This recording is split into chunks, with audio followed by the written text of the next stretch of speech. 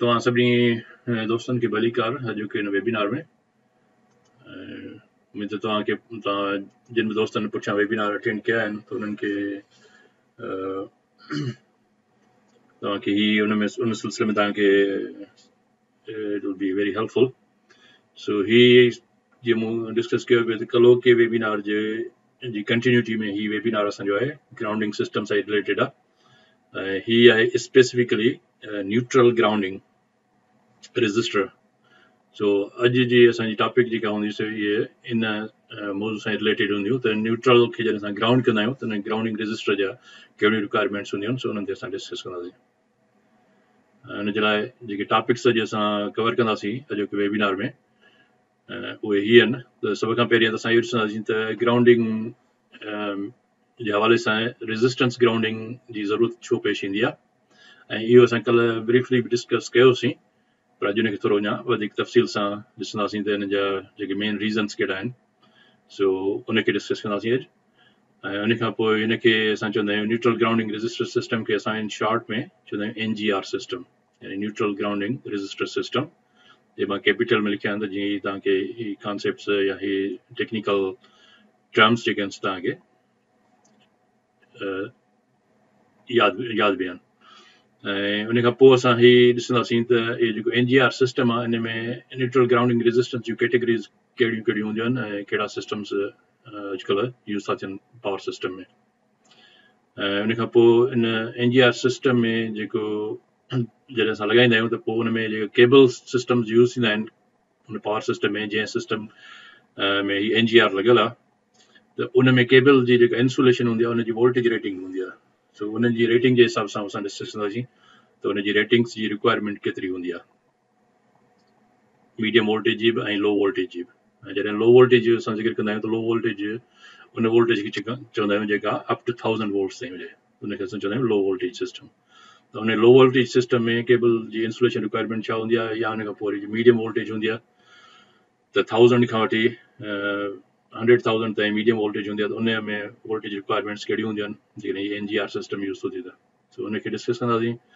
ऐं पोइ वरी असां इहो डिस्कस कंदासीं त NGR सिस्टम में जेको न्यूट्रल ग्राउंडिंग रजिस्टर असां लॻाईंदा आहियूं NGR उन जी रेटिंग टाइम रेटिंग्स केतिरी हूंदी आहे ऐं छो त इहो जॾहिं सर्किट में हूंदो आहे त असां इहो ॾिसण कोशिशि कंदा आहियूं त इहो इन जी जेका डिज़ाइनिंग टाइम जे हवाले सां कहिड़ी हूंदी आहे। उन खां पोइ वरी इन्हनि सिस्टम्स में असां ग्राउंड प्रोटेक्शन्स लॻाईंदा आहियूं ग्राउंड फॉल्ट प्रोटेक्शन ऐं डिटेक्शन मेथड्स। हिकिड़ा उहे सिस्टम्स आहिनि जंहिंमें हाई रेजिस्टेंस ग्राउंडिंग हूंदो आहे कहिड़नि सिस्टम्स में इन जी रिक्वायरमेंट हूंदी आहे त डिटेक्शन सिस्टम लॻायो वञे कहिड़े सिस्टम में न लॻायो वञे त उन जे बारे में डिस्कस कंदासीं। ऐं उन खां पोइ हीअ जेको न्यूट्रल ग्राउंडिंग रजिस्टर आहे NGR उन जी मॉनिटरिंग थींदी आहे सो उन जे बारे में थोरो ब्रीफली डिस्कस कंदासीं त उन जी मॉनिटरिंग कीअं कंदा आहियूं। ऐं पोइ जेकॾहिं इन सिस्टम में जेकॾहिं को ग्राउंड फॉल्ट अची वञे त उन ग्राउंड फॉल्ट खे लोकेट करण जा कहिड़ा मेथड्स आहिनि सो इहे असांजूं मेन टॉपिक्स आहिनि। त हिन सां तव्हांखे टोटल आइडिया क्लियर थींदो त इहे सिस्टम्स कीअं थो वर्क करे। सो सभ खां पहिरीं असां हाणे इहो ॾिसंदासीं त NGR जी जेका ज़रूरत छो आहे over the solidly grounded system. हाणे हीअ जेको असां कल्ह डिस्कस कयोसीं त ॿ सिस्टम्स हूंदा आहिनि हिकिड़ो अनग्राउंडेड सिस्टम हूंदो आहे ऐं ॿियो हूंदो आहे ग्राउंडेड सिस्टम।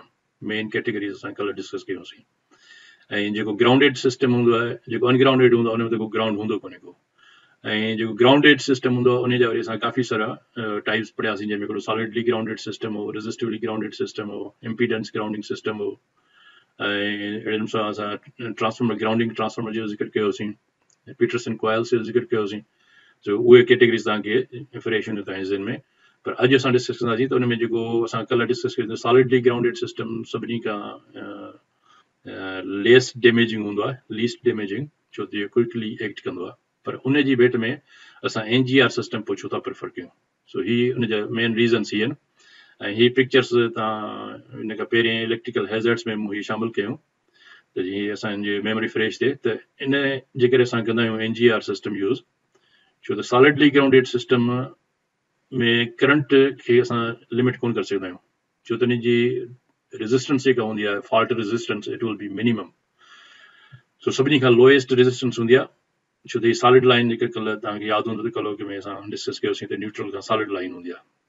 सो हिकिड़ो कंडक्टर हूंदो आहे उन कंडक्टर जी रेजिस्टेंस 1 ओम्स खां घटि हूंदी आहे त तो उन में जो करंट फ्लो कंदो आहे fault current it will be extremely high उन एक्सट्रीम हाई करंट के जेसिताईं असां शॉर्ट सर्किट डिटेक्ट थिए ऐं उनखे प्रोटेक्शन सिस्टम ट्रिप कराए उन में इहो ही हैज़र्ड्स हूंदा आहिनि आर्क फ्लैश जा त उन में तमामु वॾी बाहि लॻी सघे थी ऐं अहिड़ी क़िस्म जा इश्यूज़ थी सघनि था इनखे असां चवंदा आहियूं आर्क फ्लैश इवेंट जंहिंमें ही एतिरी त आर्क प्रोड्यूस थिए जेका हिन पैनल्स खां ॿाहिरि निकिरी इट्स वेरी डैमेजिंग ऐं हीअ तव्हां जेकॾहिं आर्क फ्लैश आर्क हैज़र्ड्स ते जेको मुंहिंजो वेबिनार हो पोइ जिन दोस्तनि अटेंड कयो आहे या जिन न कयो आहे त तव्हां उन में तफ़सील पढ़ंदो त हिन जा आर्क फ्लैश हैज़र्ड्स कहिड़ा हूंदा आहिनि हिन जो टेम्परेचर केतिरो हूंदो आहे ओवर 32,000 डिग्री फ़ारेनहाइट हूंदो आहे जेको सिज जे सरफेस ते टेम्परेचर खां वधीक टेम्परेचर हूंदो आहे हिन आर्क में सो इहे आर्क्स वरी पोइ इन सॉलिडली ग्राउंडेड सिस्टम में इहो हूंदो आहे त इहे प्रोड्यूस थी सघनि थियूं जेकॾहिं प्रोटेक्शन सिस्टम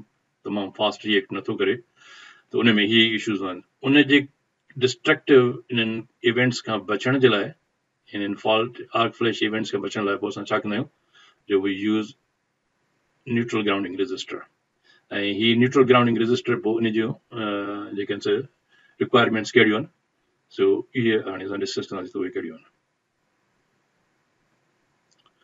त न्यूट्रल ग्राउंडिंग जॾहिं असां रेजिस्टर लॻाईंदा आहियूं त उहो रेजिस्टर इम्पीडेंस जा पंहिंजा इशूज़ आहे जेके कल्ह असां डिस्कस कयासीं त इम्पीडेंस ग्राउंडिंग ते असां फोकस कोन कंदासीं छो त उन में ट्रांजिएंट्स ऐं उन में रेजोनेंस इशूज़ हूंदा आहिनि तंहिंजे करे असांजो हीउ फोकस आहे रेजिस्टर्स जो त हीउ जेको असां रेजिस्टर लॻाईंदा आहियूं इन जो मक़सदु इहो हूंदो आहे त to limit the maximum fault current हाणे जीअं सॉलिडली ग्राउंडेड में वी हैव नो कंट्रोल ऐं उन में जेको करंट फ्लो कंदो depends on the impedance fault impedance उन में फॉल्ट इम्पीडेंस में जेको सोर्स आहे जेकॾहिं सोर्स असां वटि ट्रांसफॉर्मर आहे त ट्रांसफॉर्मर खां वठी फॉल्ट ताईं फॉल्ट पॉइंट ताईं त जेकॾहिं असां ड्रा कयूं मां हिते ड्रा थो कयां सपोज़ कयो त हीअ असांजो ट्रांसफॉर्मर आहे ऐं हीअ ट्रांसफॉर्मर सपोज़ कयो असांजो हीअ आहे स्टार कनेक्टेड ट्रांसफॉर्मर आहे ऐं हीअ ट्रांसफॉर्मर सप्लाई करे थो हिन लोड खे ऐं हिन जी जेका हीअ न्यूट्रल पॉइंट आहे इहा आहे ग्राउंडेड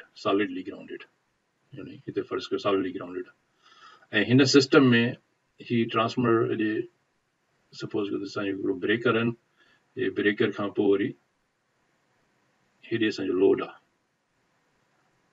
सो हिनखे असां लोड खे था कयूं एल सां हाणे सपोज़ कयो त हिते कंहिं बि हिकिड़े फेज़ ते ग्राउंड थो थिए फॉल्ट त हिन फॉल्ट अचण सां छा थींदो जो ही ग्राउंड जो फॉल्ट करंट आहे इहो फ्लो करणु शुरू कंदो इहो हिन सिस्टम में थ्रू ग्राउंड जे वापसि हिन में सिस्टम में फ्लो कंदो हाणे इहो फॉल्ट करंट डिपेंड थो करे त हिन सर्किट में हिन पॉइंट खां वठी हिन सोर्स खां वठी हिन ट्रांसफॉर्मर जी जेका पंहिंजी इम्पीडेंस हूंदी उहा इम्पीडेंस प्लस ही कंडक्टर जी साइज़ ग्राउंड ऐं ही जो कंडक्टर आहे इन जी इम्पीडेंस मिलाए करे उनखे टोटल इम्पीडेंस उनखे चइबो आहे फॉल्ट इम्पीडेंस त जेको शॉर्ट सर्किट करंट थियो असांजो या फॉल्ट करंट थियो उहो डिपेंड कंदो आहे वोल्टेज ओवर फॉल्ट इम्पीडेंस हाणे फॉल्ट इम्पीडेंस हिते असांजी सभ खां लोएस्ट हूंदी आहे हाणे इन खे असां जेकॾहिं हिन जा हिते रेजिस्टर लॻायूं त we can limit this current छो त रेजिस्टर लॻाइण सां करंट घटि थी वेंदो आहे उनजे करे असां हिन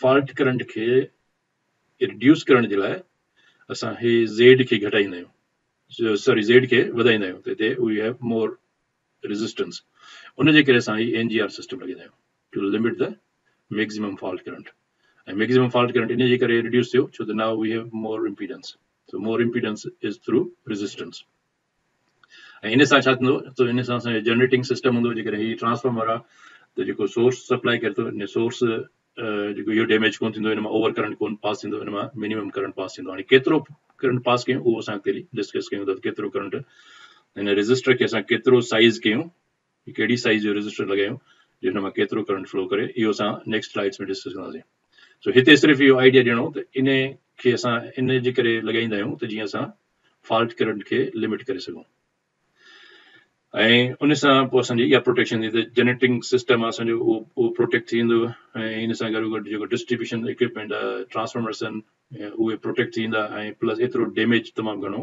कोन थींदो ऐं इमीडिएटली उनजी सिलेक्शन जा बि रिक्वायरमेंट्स आहिनि हाणे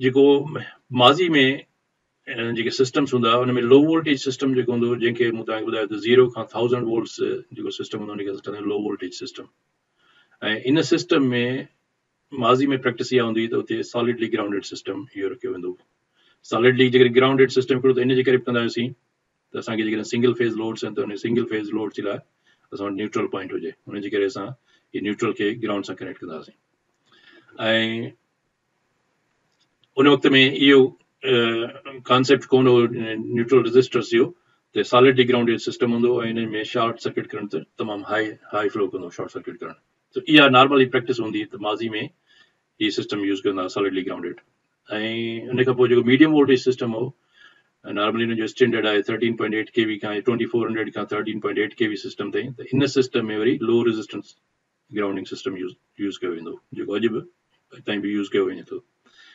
ऐं इन खां मथे जेके सिस्टम्स आहिनि 13.8 kV खां जेको मथे सिस्टम आहे उहो उते असां सॉलिडली ग्राउंडेड सिस्टम यूज़ कंदा आहियूं ऐं अॼु बि उहो सॉलिडली ग्राउंडेड सिस्टम हूंदो आहे उते हाई रेजिस्टेंस ग्राउंडिंग कोन यूज़ कंदा आहियूं ऐं इहो पोइ मां तव्हांखे ॿुधायां थो छो यूज़ कोन कंदा आहियूं उते रेजिस्टिव ग्राउंडेड उते छो सॉलिड यूज़ कंदा आहियूं ऐं हिननि सिस्टम्स में असांजी छो सो हाणे जेका प्रैक्टिस आहे गुज़िरियल 2 ॾहाकनि खां 3 ॾहाकनि खां उन में ही जेको लो वोल्टेज सिस्टम आहे उनखे हिन सॉलिड ग्राउंडेड सिस्टम जी बजाए हाणे उते हाई रेजिस्टेंस ग्राउंडिंग यूज़ थींदी आहे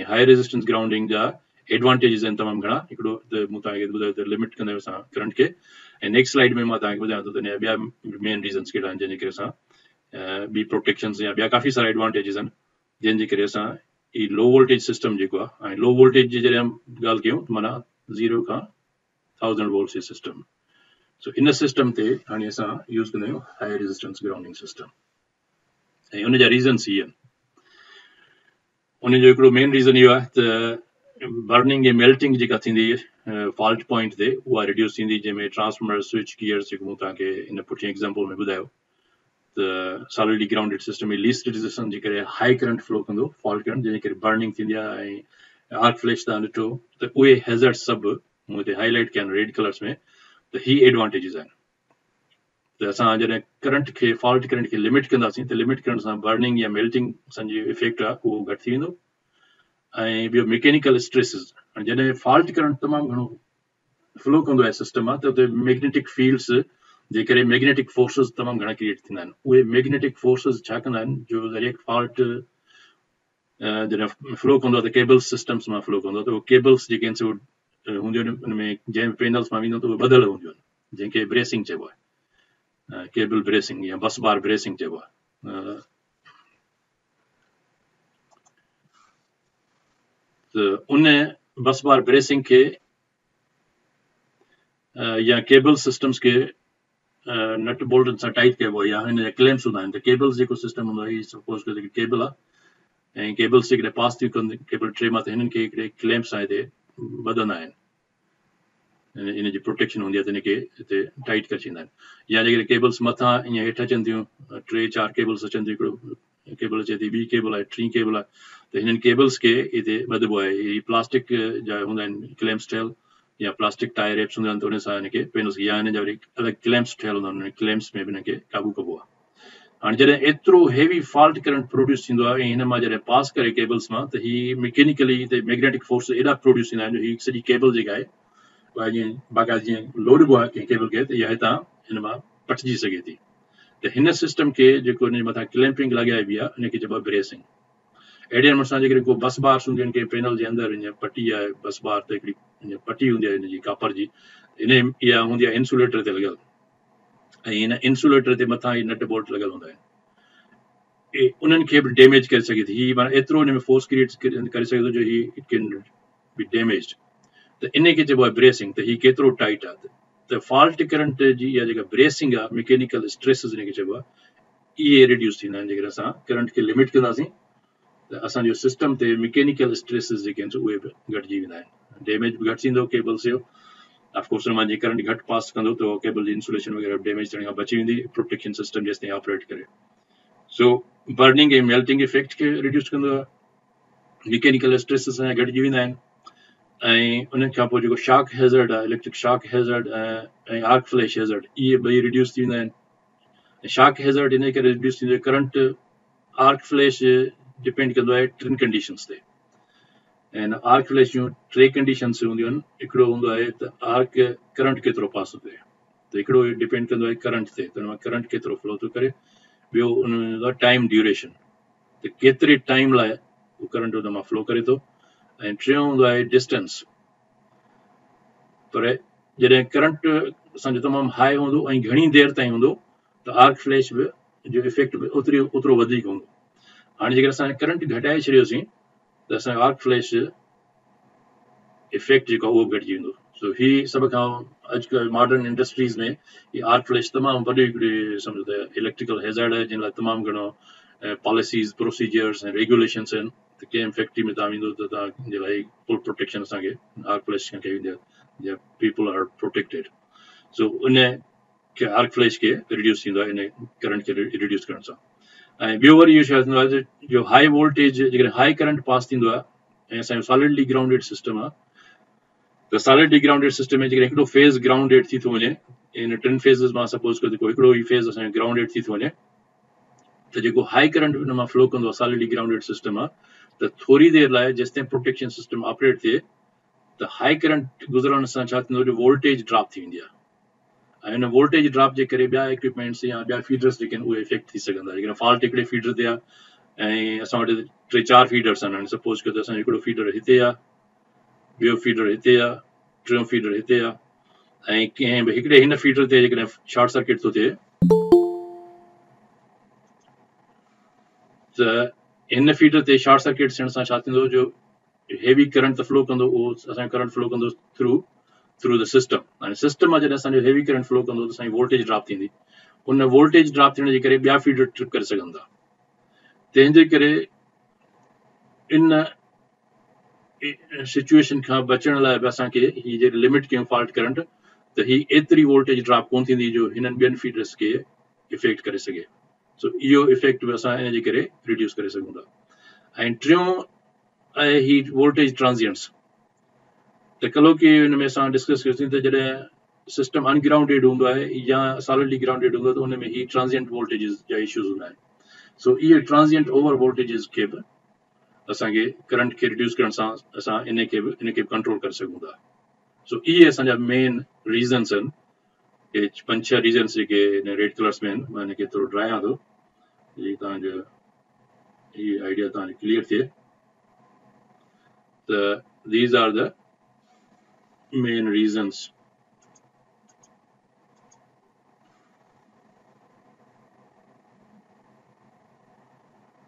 जंहिंजे करे असां न्यूट्रल ग्राउंडिंग रेजिस्टर यूज़ कंदा आहियूं to limit the current, so that we have all these advantages. So इन जे करे असां न्यूट्रल ग्राउंडिंग रेजिस्टेंस यूज़ कंदा आहियूं टू लिमिट द करंट। हाणे इन में जेके हुन जूं कैटेगरीज़ कहिड़ियूं आहिनि उहो असां डिस्कस कंदासीं। त उन रेजिस्टिव ग्राउंडेड सिस्टम खे यूज़ करण जे लाइ ब्रॉडली देयर आर 2 कैटेगरीज़। इन्हनि ॿिनि कैटेगरीज़ में त हिकिड़ो हूंदो आहे लो रेजिस्टेंस हिकिड़ी चवंदा आहियूं, ऐं ॿिए खे असां चवंदा आहियूं हाई रेजिस्टेंस ग्राउंडिंग। हाणे तव्हां चवंदो त लो रेजिस्टेंस ग्राउंडिंग जॾहिं असां चऊं था त पोइ केतिरी रेजिस्टेंस खे असां लो रेजिस्टेंस चऊं ऐं केतिरी रेजिस्टेंस खे हाई रेजिस्टेंस चऊं। त ही रेजिस्टेंस असां कनेक्ट कंदा आहियूं न्यूट्रल पॉइंट ते। हाणे इहो डिपेंड थो करे न सिर्फ़ु रेजिस्टेंस वैल्यू ते, पर इहो नॉर्मली डिपेंड कंदो आहे त केतिरो तव्हां करंट फॉल्ट करंट रिड्यूस करणु था चाहियो। सो इहो इन रेजिस्टर जी साइज़िंग जेका हूंदी आहे सो उहा डिपेंड कंदी आहे how much fault current you want to reduce. उन हिसाब सां हिकिड़े सिस्टम खे असां चवंदा आहियूं हाई रेजिस्टेंस ग्राउंडिंग ऐं ॿिए खे असां चवंदा आहियूं लो रेजिस्टेंस ग्राउंडिंग। सो हीअ आहे असांजो न्यूट्रल ग्राउंडिंग रेजिस्टर। हाणे हिकिड़ो अहिड़ो सिस्टम जंहिंमें सपोज़ कयो त मां ही करंट फॉल्ट करंट खे रिड्यूस था करणु चाहियूं असां अप टू सपोज़ कयो त 10 एम्पियर्स ताईं, त जॾहिं हिते फॉल्ट अचे बि कंहिं बि हिकिड़े फेज़ टू ग्राउंड फॉल्ट में, इनखे असां चवंदा आहियूं ग्राउंड फॉल्ट। जेकॾहिं फेज़ टू फेज़ फॉल्ट हुजे त it's not a ground fault. Ground fault उहो चइबो आहे जंहिंमें ग्राउंड इन्वॉल्व हुजे, यानी को बि हिकिड़ो फेज़ ग्राउंड सां हुजे या ॿ फेज़ पाण में टकराइजी ऐं वरी ग्राउंड सां टच थी वञनि, त दैट्स ए ग्राउंड फॉल्ट। पर जेकॾहिं ही ॿ फेज़ पाण में कोन था टकराइजनि, ॿ फेज़ पाण में टकराइजनि था पर हुन में ग्राउंड टकराइजे नथो, then it's not a ground fault. So इहो सम्झण जी ज़रूरी आहे त इहा तव्हांखे ज़हन में हुजे क्लियर त ग्राउंड फॉल्ट असां छा खे चवंदा आहियूं। अहिड़े क़िस्म जो जेकॾहिं फॉल्ट हुजे जंहिंमें ग्राउंड इन्वॉल्व न हुजे त हिन क़िस्म जे फॉल्ट खे असां सिंपली चवंदा आहियूं line to line fault, line to line fault. So हिन फॉल्ट में ग्राउंड जीअं त इन्वॉल्व आहे ई कोन, तंहिंजे करे असांजी ग्राउंड प्रोटेक्शन हिन में वर्क न कंदी। हिन में वरी जेका प्रोटेक्शन सिस्टम वर्क कंदो उहो हूंदो शॉर्ट सर्किट प्रोटेक्शन। सो हिन में ग्राउंड फॉल्ट प्रोटेक्शन असांखे प्रोटेक्ट न कंदी, छो त ग्राउंड हिन में डिटेक्ट ई कोन थो थिए। सो हिन में असांजी शॉर्ट सर्किट हूंदी। पर जेकॾहिं को बि हिकिड़ो फेज़ ग्राउंडेड आहे, then we have this ground fault protection. हाणे इन में ही जेको फॉल्ट करंट आहे इहो केतिरो रिड्यूस कजे कहिड़े बि सिस्टम में, त उन हिसाब सां हिकिड़ी कैटेगरी हूंदी आहे असांजी लो रेजिस्टेंस ग्राउंडिंग, ॿिए खे असां चवंदा आहियूं हाई रेजिस्टेंस ग्राउंडिंग। ऐं जॾहिं हिननि सिस्टम्स खे असां डिज़ाइन कंदा आहियूं त उन डिज़ाइन करण में इहो ज़रूरु ॻाल्हि ज़हन में रखणी हूंदी आहे त हीउ जेको फॉल्ट करंट असां एतिरो रिड्यूस कयूं जो कल्ह जेको तव्हांखे यादि हूंदो असां हे जेके 3 सिस्टम्स ठाहियासीं फॉल्ट जा, जंहिंमें मां तव्हांखे हीउ ॾेखारियो त हे टिनी फेज़िस खां चार्जिंग करंट ग्राउंड में फ्लो कंदो आहे। हाणे इहो जेको चार्जिंग करंट आहे line to ground charging current, हिन जो टोटल करंट जेको आई ए सपोज कयो हिनखे असां चवंदा आई ए आई बी ऐं आई सी, जेको हिन में असांजे ग्राउंड में फ्लो थो करे, ऐं हीउ सिस्टम असांजो ग्राउंडेड सिस्टम आहे। हिते असां रेजिस्टिवली ग्राउंडेड सिस्टम था कयूं। त हीउ जेको करंट चार्जिंग करंट आहे, इन चार्जिंग करंट खां ही फॉल्ट करंट वधीक हुजे, हिनखे एतिरो रिड्यूस नाहे करणो, हिन रेजिस्टर असांखे अहिड़ो रेजिस्टर नाहे लॻाइणो जो हितां जॾहिं फॉल्ट करंट पास करे त उहो हिन करंट खां घटि हुजे। उन सूरत में इट विल नॉट ऑपरेट। उन सूरत में छा थींदो, ही करंट ई जेकॾहिं हिन मां फ्लो कंदो, it can trip the system. So इहा कंडीशन हिकिड़ी ज़हन नशीन करणु घुरिजे त ही जॾहिं ॿई सिस्टम्स असां डिज़ाइन कंदा आहियूं त उन में इहो कंसिडरेशन हूंदी आहे त फॉल्ट करंट खे असां एतिरो लिमिट कंदा आहियूं जो उहो it should still be greater than the system capacitance to ground charging current, उन खां वरी वधीक हुजे। हिते सपोज कयो त असांजो चार्जिंग करंट आहे टिनी जो मिलाए करे कंबाइंड सपोज कयो आहे 5 एम्पियर, इहो असांजो चार्जिंग करंट आहे टुवर्ड्स ग्राउंड, हीउ त ग्राउंड मां फ्लो करे थो। त हाणे हीउ रजिस्टर असां अहिड़ो सिलेक्ट कंदासीं जो इन खां वधीक करंट हितां पास करे, जॾहिं ते शॉर्ट सर्किट थिए त उन शॉर्ट सर्किट जो करंट हिन रजिस्टर मां एतिरो पास थिए जो it should be greater than 5, so it should be let's say 7 amps या 10 एम्प्स। त इहो फॉल्ट करंट जो इहो रखणो हूंदो, त it should always be greater than line charging current. So this is very important. ऐं हिन में कॾहिं कॾहिं ग़लती थींदी आहे त जेके डिज़ाइन इंजीनियर्स हूंदा आहिनि, कंसल्टिंग फर्म हूंदी आहे, त उहे जेकॾहिं ग़लति डिज़ाइन कनि, हुनखे जेकॾहिं फॉल्ट जी पूरी इंफॉर्मेशन न हुजे, and if they put a wrong register then it will create more problems. So इन जे करे असां इहो कल्ह डिस्कस कयोसीं त proper grounding is very important. Improper grounding हूंदी त उहा नो ग्राउंडिंग जे बराबरि हूंदी आहे। सो हिन खां पोइ असां नेक्स्ट हाणे फोकस था कयूं त जेको लो रेजिस्टेंस ग्राउंडिंग आहे, हिन ॿिनि कैटेगरीज़ मां हिन में जेका लो रेजिस्टेंस ग्राउंडिंग आहे उनखे असां मीडियम वोल्टेज ते यूज़ कंदा आहियूं, उनखे असां हाई वोल्टेज ते मीडियम वोल्टेज ते यूज़ कंदा आहियूं, ऐं हाई रेजिस्टेंस ग्राउंडिंग खे असां मीडियम वोल्टेज ते यूज़ न कंदा आहियूं। So this is very important to understand. ऐं इन जे करे असां यूज़ न कंदा आहियूं हाई रेजिस्टेंस ग्राउंडिंग खे, छो त हाई रेजिस्टेंस सां छा थींदो, जो जेको चार्जिंग करंट हूंदो आहे मोस्टली मीडियम वोल्टेज सिस्टम से, जेको मीडियम वोल्टेज सिस्टम आहे 1000 वोल्ट्स खां मथे, त उन सिस्टम में जेको line capacitive to ground charging current हूंदो आहे, so it is always higher. उन जे करे हिते जेकॾहिं असां हाई रेजिस्टेंस ग्राउंडिंग लॻाईंदासीं त उहा फॉल्ट करंट खे इन कैपेसिटिव करंट खां उहो घटिजी वेंदो आहे, जॾहिं त फॉल्ट करंट कैपेसिटिव करंट खां वधीक हुअणु घुरिजे। सो उन जे करे असां हुते लो रेजिस्टेंस ग्राउंडिंग लॻाईंदा आहियूं, मीडियम वोल्टेज सिस्टम्स ते लो रेजिस्टेंस ग्राउंडिंग लॻाईंदा आहियूं, हाई रेजिस्टेंस ग्राउंडिंग असां इन जे करे यूज़ न कंदा आहियूं। ऐं ॿियो वरी इहो त लो रेजिस्टेंस ग्राउंडिंग जे करे छा हूंदो आहे, जेको फॉल्ट करंट नॉर्मली असां जॾहिं मीडियम वोल्टेज ते लो रेजिस्टेंस लॻाईंदा आहियूं त लो रेजिस्टेंस में कोशिशि इहा हूंदी आहे त 24 खां 400 एम्पियर्स ताईं इन जे विच में रेंज रखंदा आहियूं। त रेजिस्टर जी डिज़ाइनिंग एतिरी कबी आहे त we can limit the current between 25 amps to 400 amps, हिन जे विच में इहा रिक्वायरमेंट हूंदी आहे। उन जे करे उन हिसाब सां जेकॾहिं असांखे सपोज कयो त फॉल्ट करंट खे रिड्यूस करणो आहे 100 एम्प्स ताईं, त जेकॾहिं हिन मीडियम वोल्टेज सिस्टम में फेज़ टू ग्राउंड फॉल्ट थिए त उन सूरत में जेकॾहिं ग्राउंड फॉल्ट करंट मां फ्लो करे, उनखे जेकॾहिं असां लिमिट था करणु चाहियूं अप टू 100 एम्प्स, तो उन 100 एम्स जे हिसाब सां असां डिज़ाइन कंदासीं त रजिस्टर केतिरो हुजे ऐं उहो रजिस्टर जेका डिज़ाइनिंग हूंदी it's based on Ohm's law त V is equal to IR त हाणे जेतिरी इम्पीडेंस हूंदी एक्चुअल इम्पीडेंस असांखे हूंदी त ट्रांसफार्मर खां वेंदे फॉल्ट ताईं सो सपोज कयो त हीअ असांजो ट्रांसफार्मर जी हिते असां ट्रांसफार्मर ते ड्रा कयूं ऐं इन ट्रांसफार्मर खां हिते असांजो सपोज कयो त हीअ हिन जो न्यूट्रल आहे ए ग्राउंडेड आहे थ्रू रेजिस्टेंस त हीअ जेका टोटल इम्पीडेंस आहे असां उन इम्पीडेंस खे बि कंसीडर कंदासीं ऐं प्लस हीअ रजिस्टर बि हुन में एड कंदासीं त हीअ मिलाए करे बाक़ी हितां जेको फॉल्ट करंट आहे असांजो सपोज कयो 100 एम्स असां चवंदा त we want to limit to 100 amps हाणे 100 एम्स जेकॾहिं असांखे लिमिट करिणो आहे ऐं हीअ जेकॾहिं वैल्यू असांखे मिलियल आहे त असां हिन वैल्यू में ज़ेड में प्लस असां हीअ आर वैल्यू एड कंदासीं ऐं हीअ असांजी टोटल इम्पीडेंस थींदी ऐं वोल्टेज जी जेकॾहिं असांखे ख़बर आहे त जेकॾहिं सपोज कयो असांजो 13.8 kV सिस्टम आहे त असां सिंपली ही ओम्स लॉ यूज़ कंदा आहियूं ऐं हिन सां असां ही सिलेक्ट कंदासीं त असांजी आर जो वैल्यू केतिरो हुअणु घुरिजे सो हिन हिसाब में असांजो थींदो वञे आर इज इक्वल थींदो वञे voltage divided by current voltage जी असांखे ख़बर आहे रेजिस्टेंस असां सॉरी करंट असां 100 एम्स रखणु चाहियूं त उन हिसाब सां असांखे जेकॾहिं ही वैल्यू मिलियल आहे ऐं सिर्फ़ु असांखे आर फाइंड करिणो त आर केतिरो आहे सो असां हीअं हिन मां असां इहो मालूम कंदा आहियूं त केतिरे ओम्स जो रजिस्टर लॻाइजे सो डिपेंड थो करे त फॉल्ट करंट तव्हां केतिरो रिड्यूस था करणु चाहियो उन हिसाब सां हे सिंपल ओम्स लॉ इन में जो को बि कॉम्प्लिकेटेड लॉ कोन्हे को इहो सिर्फ़ु V is equal to IR सां असां कैलकुलेट कंदा आहियूं त केतिरो रेजिस्टेंस हुजे उन रजिस्टर जी ऐं पोइ रजिस्टर जी वरी वाटेज हूंदी आहे त उहो केतिरा वाटेज हुजे उहो केतिरो करंट उन करंट जॾहिं एतिरो फ्लो कंदो त उन मां केतिरो पावर डिसिपेट थींदो त उन हिसाब सां उनजी वाटेज वरी डिज़ाइन कबी आहे त उन केतिरी वाटेज हुजे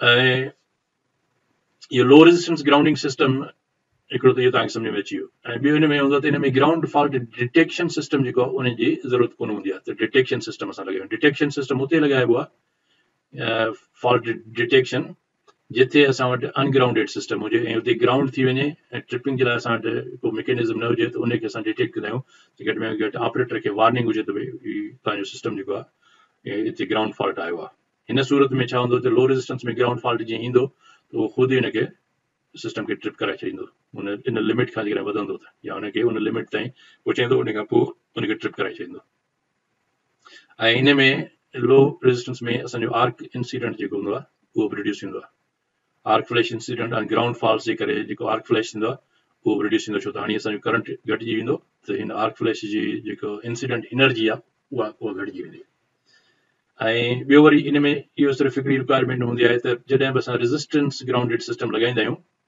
त उन सूरत में जेके सिंगल फेज़ लोड्स हूंदा आहिनि उन्हनि जे लाइ असांखे हिकिड़ो आइसोलेशन ट्रांसफार्मर लॻाइणो पवंदो आहे उहो इन जे करे आइसोलेशन ट्रांसफार्मर लॻाइणो पवंदो आहे जो हिते फर्स्ट कयो त हीअ असांजो हिकिड़ो ट्रांसफार्मर आहे 3 फेज़ सिस्टम ठाहियूं था ऐं हीअ ट्रांसफार्मर असांजो हेॾे सप्लाई करे थो ऐं हिन ट्रांसफार्मर में हिते असांजो हीअ रेजिस्टिवली ग्राउंडेड सिस्टम आहे NGR हीअ असांजो NGR आहे हीअ लो रेजिस्टेंस ग्राउंडेड सिस्टम आहे ऐं हीअ प्रॉपरली साइज़ आहे पर हिते जेकॾहिं असांजा सिंगल फेज़ लोड्स आहिनि सपोज किथे तव्हां असांजो हिकिड़ो लोड हेॾे हिन में वञे थो हाणे उहो जेको सिंगल फेज़ लोड हूंदो उहो हूंदो हिकिड़े फेज़ खां हिन न्यूट्रल पॉइंट जे विच ते सो हिते हिकिड़ी ॿी हिनखे न्यूट्रल पॉइंट हूंदी हीअ असांजो हिकिड़ो लोड हीअ थी वियो अहिड़े नमूने सां ॿिए फेज़ में लोड ईअं हूंदो त हिन सूरत में छा हूंदो आहे जो जॾहिं हीअ हिकिड़ो फेज़ ग्राउंडेड फॉल्ट अची वेंदो आहे त तव्हांखे यादि हूंदो कल्ह की हिन में असां डिस्कस कयोसीं त बाक़ी ॿिया जेके हेल्दी फेज़िस आहिनि यानी हीअ फेज़ हेल्दी आहे हीअ फेज़ हेल्दी आहे त हिननि हेल्दी फेज़िस में जेको करंट हूंदो आहे ऐं वोल्टेज उहा इंक्रीज़ थी वेंदी आहे 1.732 times the normal voltage so हिते जेकॾहिं वोल्टेज V नॉर्मल हुजे ऐं या V फेज़ वोल्टेज या वरी करंट आहे त उहो करंट बि इंक्रीज़ थी वेंदो आहे 1.732 टाइम्स I फेज़ माना जंहिं फेज़ में वञे थो हाणे उन जे करे छा थींदो हीअ असांजी जॾहिं वोल्टेज इंक्रीज़ थी वई वधी वई त हिते जेकॾहिं हीअ सिस्टम असांजो डिज़ाइन नाहे थियल हायर वोल्टेज जे लाइ त हिनजी इंसुलेशन डैमेज थी सघे थी उन जे करे असां छा कंदा आहियूं जो हिकिड़ो आइसोलेशन ट्रांसफार्मर यूज़ कंदा आहियूं त हिन ट्रांसफार्मर जे खां पोइ हेॾे वरी जेको लोड वञे त उते असां हिकिड़ो ॿियो ट्रांसफार्मर लॻाईंदा आहियूं ऐं उन ट्रांसफार्मर खां पोइ असां हिन लोड खे सप्लाई कंदा आहियूं सो हिन ट्रांसफार्मर खे चवंदा आहियूं आइसोलेशन ट्रांसफॉर्मर। ऐं हीअ आइसोलेशन ट्रांसफॉर्मर छा हूंदो आहे जो हिन जी इंसुलेशन वधीक हूंदी आहे। सो माना जेकॾहिं असां वटि सिंगल फेज़ काफ़ी लोड आहिनि त हिन हिकिड़े फेज़ खां असां हिकिड़ो ट्रांसफॉर्मर लॻाईंदा आहियूं। ॿियो उन ट्रांसफॉर्मर ते पोइ असां ॿिया लोड्स रखंदा आहियूं, ॿिया जेके फीडर्स हुजनि। सपोज़ कयो त हिन ते 3-4 ॿिया फीडर्स आहिनि त ही सभु सिंगल फेज़ हूंदा। This is a single phase transformer, single phase TX transformer. ऐं ही सिंगल फेज़ ट्रांसफॉर्मर हिन खे असां चवंदा आहियूं आइसोलेशन ट्रांसफॉर्मर। हिन आइसोलेशन ट्रांसफॉर्मर में छा हूंदो आहे जो हिन जी इंसुलेशन असां वधीक रखंदा आहियूं। पोइ हेठनि जेके लोड्स आहिनि हिननि जी इंसुलेशन खे असांखे चेंज कोन करणो पवंदो आहे। जेकॾहिं ही ट्रांसफॉर्मर न लॻाइजे त पोइ हिकु हिकु लोड जी जेका इंसुलेशन रिक्वायरमेंट आहे उहा असांखे वधाइणी पवंदी। केबल जी इंसुलेशन वधाइणी पवंदी। हिन जी जेकॾहिं मोटर आहे त मोटर जी हायर इंसुलेशन जो लॻाइणो पवंदो, छो त in case of ground fault पोइ मसइलो इहो थींदो जेके सिंगल फेज़ लोड्स आहिनि उन्हनि जी इंसुलेशन ते स्ट्रेस पवंदो, उनजे करे असांखे हिन हिकु हिकु जी इंसुलेशन घटाइणी पवंदी। तंहिंजे करे असां छा कंदा आहियूं जो बजाए जो हिकु हिकु फीडर जी इंसुलेशन खे वधाइजे त सिधो असां हिकिड़ो ट्रांसफॉर्मर तव्हां लॻाए छॾियो, उन ट्रांसफॉर्मर खे चइबो आहे आइसोलेशन ट्रांसफॉर्मर। त उहो इन खे प्रिवेंट कंदो आहे। सो इन में सिर्फ़ु हिकिड़ी इहो ड्रॉबैक आहे त उन में इन सिस्टम में असांखे आइसोलेशन ट्रांसफॉर्मर लॻाइणो पवंदो आहे सिंगल फेज़ लोड्स जे लाइ। सो होपफुली इहा तव्हांखे पॉइंट क्लियर थी वेंदी। ऐं उन जी भेट में वरी जेको हाई रेजिस्टेंस ग्राउंडिंग सिस्टम आहे इन खे असां हाणे यूज़ कंदा आहियूं इन लो वोल्टेज सिस्टम ते। पहिरियों मूं तव्हांखे ॿुधायो त लो वोल्टेज सिस्टम अॻु में यूज़ कंदासीं सॉलिडली ग्राउंडेड सिस्टम। हाणे लो वोल्टेज सिस्टम ते असां यूज़ कंदा आहियूं हाई रेजिस्टेंस ग्राउंडिंग सिस्टम, जंहिंखे चवंदा आहियूं HRG। सो इहे ॿ लफ़्ज़ तव्हांखे कंफ्यूज़ कंदा। हिकिड़ो आहे HRG माना हाई रेजिस्टेंस ग्राउंडिंग, ऐं उहो हाई रेजिस्टेंस ग्राउंडिंग असल में न्यूट्रल ग्राउंडिंग ई आहे। सो HRG high resistance grounded system, ऐं इहो HRG असल में छा ते कनेक्ट थींदो आहे, न्यूट्रल ते हूंदो आहे, तंहिंजे करे असां न्यूट्रल ग्राउंडिंग रेजिस्टर। सो हिन न्यूट्रल ग्राउंडिंग रेजिस्टर जेको आहे उहो असांजो हाई रेजिस्टेंस हूंदो आहे, उनजे करे असां चवंदा आहियूं HRG सिस्टम। ऐं इन जूं जेके लिमिटेड एप्लीकेशन हूंदियूं आहिनि, मीडियम वोल्टेज में मूं तव्हांखे ॿुधायो त मीडियम वोल्टेज में 2400 खां 4160 सिस्टम्स ते असां लो रेजिस्टेंस यूज़ कंदा आहियूं। पर किन कंडीशन्स में कुझु स्पेशल एप्लीकेशन्स हूंदियूं आहिनि उन में असां ही यूज़ करे सघूं था, पर उन लाइ शर्त इहो आहे त हुन जो जेको चार्जिंग करंट खां फॉल्ट करंट वधीक हुजे। उन सूरत में जेकॾहिं न हुजे त उन लाइ कुझु स्टैंडर्ड्स आहिनि। IEEE जो स्टैंडर्ड जेको मां तव्हांखे नेक्स्ट ॿुधायां स्लाइड में, त उन में रिक्वायरमेंट आहे त जेकॾहिं असां वटि मीडियम वोल्टेज सिस्टम में असां लो रेजिस्टेंस ग्राउंडिंग सिस्टम लॻायूं, या sorry high resistance grounding system लॻायूं, त उहो उन में करंट जी केतिरी रिक्वायरमेंट आहे। सो इहो तव्हांखे मां नेक्स्ट स्लाइड में ॾेखारियां थो।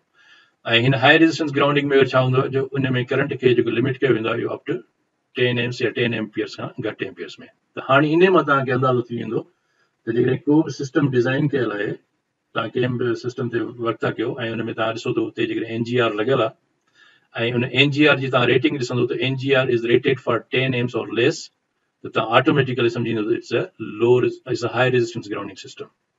छो त हाई रेजिस्टेंस सां करंट ई घटिजी वेंदो आहे। सो घटि करंट हूंदो it means it's a high resistance grounded system. जेकॾहिं तव्हां हिकिड़ो अहिड़ो सिस्टम ॾिसो था जंहिंमें करंट 25 एम्पियर आहे या 25 एम्पियर्स खां मथे आहे, this will be low resistance grounded system.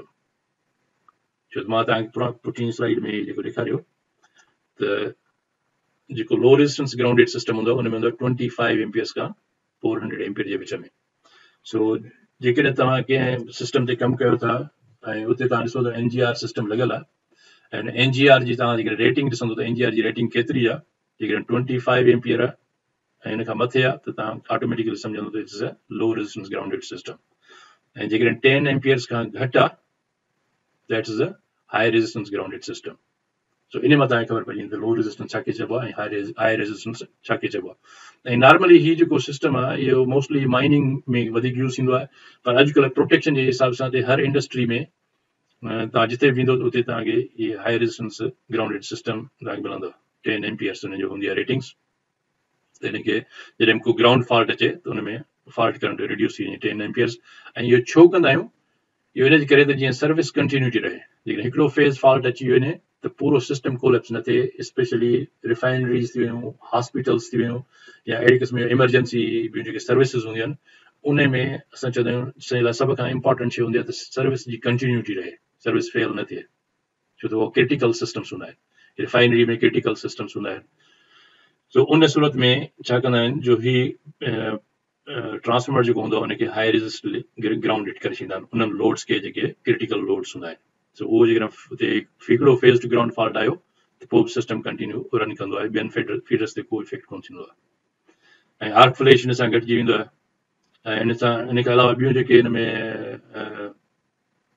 ज़रूरत हूंदी आहे जंहिं सिस्टम जी हाई रेजिस्टेंस ग्राउंडिंग जी, उहा इहा हूंदी आहे त हुन में जीअं त हिकिड़ो फेज़ ग्राउंडेड थी थो वञे ऐं उहो ग्राउंड फॉल्ट असां 10 एम्पियर्स ताईं लिमिट था कयूं त ऑपरेटर खे कीअं ख़बर पए त ग्राउंड फॉल्ट थियो आहे, त अहिड़ी सूरत में असांखे वरी हिकिड़ो ग्राउंड फॉल्ट डिटेक्शन सिस्टम लॻाइणो पवंदो आहे। सो हाई रेजिस्टेंस ग्राउंडिंग सिस्टम में एडिशनली असांखे फॉल्ट डिटेक्शन सिस्टम लॻाइणो पवंदो आहे त जीअं उहो घटि में घटि इहो वार्निंग ॾिए ऑपरेटर खे त तव्हांजो सिस्टम ग्राउंडेड थी वियो आहे, सिस्टम तव्हांजो रन करे पियो, उन सिस्टम खे उहो ट्रिप कोन कराईंदो, पर घटि में घटि उनखे वार्निंग मिलंदी त देयर इज़ सम ग्राउंड। त जॾहिं बि उनखे जीअं पहिरियों मौक़ो मिले त उहो उन सिस्टम खे पोइ चेक करे त कहिड़ी जाइ ते ग्राउंड फॉल्ट आहे। सो उनजे लाइ additional ground fault detection system लॻाइणो पवंदो आहे। ऐं हिन में जेको सिस्टम इहो कंटिन्यू हूंदो आहे, जेको मूं तव्हांखे ॿुधायो हॉस्पिटल्स इहो या हिकिड़ी प्रोसेस इंडस्ट्रीज़ हूंदियूं आहिनि जेके जिन में क्रिटिकल प्रोसेस को रन कंदो आहे, त उन प्रोसेस खे कंटिन्यू करण जे लाइ हूंदो आहे त जीअं को वधीक डैमेज न थिए, उहो सिस्टम डाउन न थी वञे।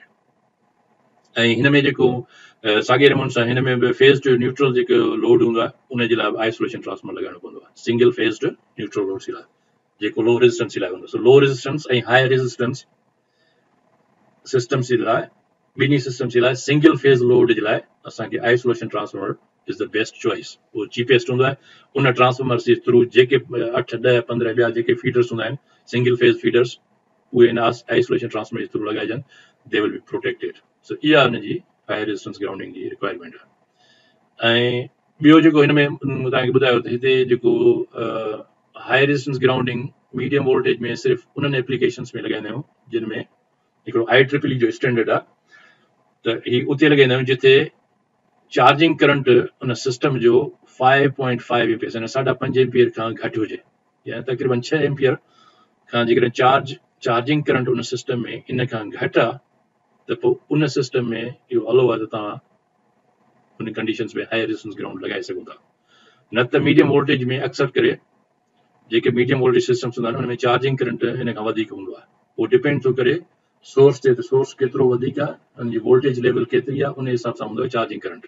छो त चार्जिंग करंट हूंदो आहे कैपेसिटेंस डिपेंड कंदी आहे वोल्टेज ते, त केतिरो वोल्टेज उन सिस्टम आहे गुज़रे थो, उन वोल्टेज ऐं ग्राउंड जे विच में हूंदो आहे। ऐं केबल्स केतिरो परे आहिनि ग्राउंड खां, त उहो ग्राउंड जो जेको चार्जिंग करंट हूंदो उहो मेयर कयो वेंदो आहे। ऐं जेकर उहो चार्जिंग करंट 5.5 एम्पियर्स खां घटि आहे मीडियम वोल्टेज में, त पोइ उते हाई रेजिस्टेंस ग्राउंडिंग सिस्टम लॻाए सघिजे थो। सो इन जे लाइ इहा तमामु घणी सिलेक्शन आहे, अखियूं ॿूटे न आहे लॻाइणो, पर इहा मेयरमेंट करे उन मेयरमेंट खां पोइ इहो डिसाइड कबो त उन ते सिस्टम ते लॻाए सघिजे थो या हाई रेजिस्टेंस नथी लॻाए सघिजे। जेकॾहिं नथी, जेकॾहिं करंट असांजो 5.5 एम्पियर्स खां वधीक आहे या तक़रीबन लिमिट ते आहे त पोइ उते हाई रेजिस्टेंस ग्राउंडिंग न लॻाइजे। सो इहो तमामु सम्झणु ज़रूरी आहे। ऐं ॿियूं जेके केबल्स आहिनि त मूं तव्हांखे ॿुधायो केबल्स जी इंसुलेशन रेटिंग वधी वेंदी आहे। ऐं नॉर्मली जेके लो वोल्टेज सिस्टम्स आहिनि जंहिंमें असां मूं तव्हांखे ॿुधायो त आइसोलेशन ट्रांसफॉर्मर लॻाइबो आहे, उन में असल में लो वोल्टेज केबल्स ते एतिरो इफेक्ट कोन थींदो आहे, छो त ही जेके 480 या पाकिस्तान में असां वटि 380 वोल्ट सिस्टम, ही जेकॾहिं वोल्टेज जी असां ॻाल्हि कंदा आहियूं त असां हमेशह ॻाल्हि कंदा आहियूं लाइन टू लाइन वोल्टेज जी। सो ही जॾहिं 480 आहे त मतिलबु लाइन टू लाइन वोल्टेज, ऐं जेकॾहिं असां 380 आहे त उहा लाइन टू लाइन वोल्टेज। त हिन सिस्टम में जेके केबल्स यूज़ थींदियूं आहिनि उन्हनि केबल्स जी हिकिड़ी स्पेशल टाइप ऑफ उन जी इंसुलेशन आहे, क्रॉस जंहिंखे चइबो आहे क्रॉस लिंक्ड पॉलीइथिलीन। प्लास्टिक हूंदी आहे, ऐं प्लास्टिक जो हिकिड़ो टाइप आहे पॉलीइथिलीन। ऐं जहिड़े नमूने सां उनखे मैन्युफैक्चर कंदा आहिनि हिकिड़ो प्रोसेस मां, उन प्रोसेस खे चइबो आहे क्रॉस लिंक्ड। सो उन क्रॉस लिंक्ड प्रोसेस में जेका इंसुलेशन मटीरियल प्रोड्यूस कंदा आहिनि ऐं उहो केबल जे मथां चढ़ियल हूंदो आहे उनखे चवंदा आहिनि XLPE, cross linked polyethylene. So in short में चवंदा आहिनि XLPE। उहे इहे लो वोल्टेज केबल्स जेके XLPE टाइप इंसुलेशन जे मथां हूंदी आहे, हिन इंसुलेशन में एतिरी हूंदी आहे इंसुलेशन जो हिन जी insulation line to line voltage जे लाइ हूंदी आहे। So it's has sufficient insulation. पोइ इन सूरत में लॻाइण जी आइसोलेशन ट्रांसफॉर्मर जी ज़रूरत न हूंदी आहे, पर आइसोलेशन ट्रांसफॉर्मर उन करे लॻाइबो आहे त सिर्फ़ केबल सिस्टम में कोन हूंदियूं आहिनि, केबल सां गॾु मोटर्स हूंदा आहिनि, मोटर सां गॾु ॿियो इक्विपमेंट हूंदो आहे, त उन जी जेकर इंसुलेशन डिज़ाइन न हुजे त पोइ बि असांखे आइसोलेशन ट्रांसफॉर्मर लॻाइणो पवंदो आहे। सो आइसोलेशन ट्रांसफॉर्मर सिर्फ़ु केबल जे लाइ कोन लॻाइबो आहे। सो इहो बि सम्झणु ज़रूरी आहे त सिर्फ़ु केबल्स खे कंसिडर न कजे त ही केबल्स जी इंसुलेशन ठीकु आहे, उहो बर्दाश्त करे वेंदी हायर वोल्टेज, पर वॉट अबाउट अदर इक्विपमेंट, छा उन इक्विपमेंट जी इंसुलेशन लेवल केतिरी आहे, जेकर तव्हां वटि उनजी इंफॉर्मेशन आहे त पोइ तव्हां ॾिसी सघो त हिते आइसोलेशन ट्रांसफॉर्मर लॻी सघे थो या उनजी ज़रूरत न आहे। सो ही डिसीजन मेकिंग थींदी आहे उन बेस ते। सो इहे इन जी केबल इंसुलेशन रिक्वायरमेंट्स। इन खां पोइ वरी नेक्स्ट आहे जेको रजिस्टर असां लॻाईंदा आहियूं, उन न्यूट्रल ग्राउंडिंग रजिस्टर जो इहे तव्हांखे मां पिक्चर ॾेखारियां त हीअ अहिड़े क़िस्म जो रजिस्टर हूंदो आहे।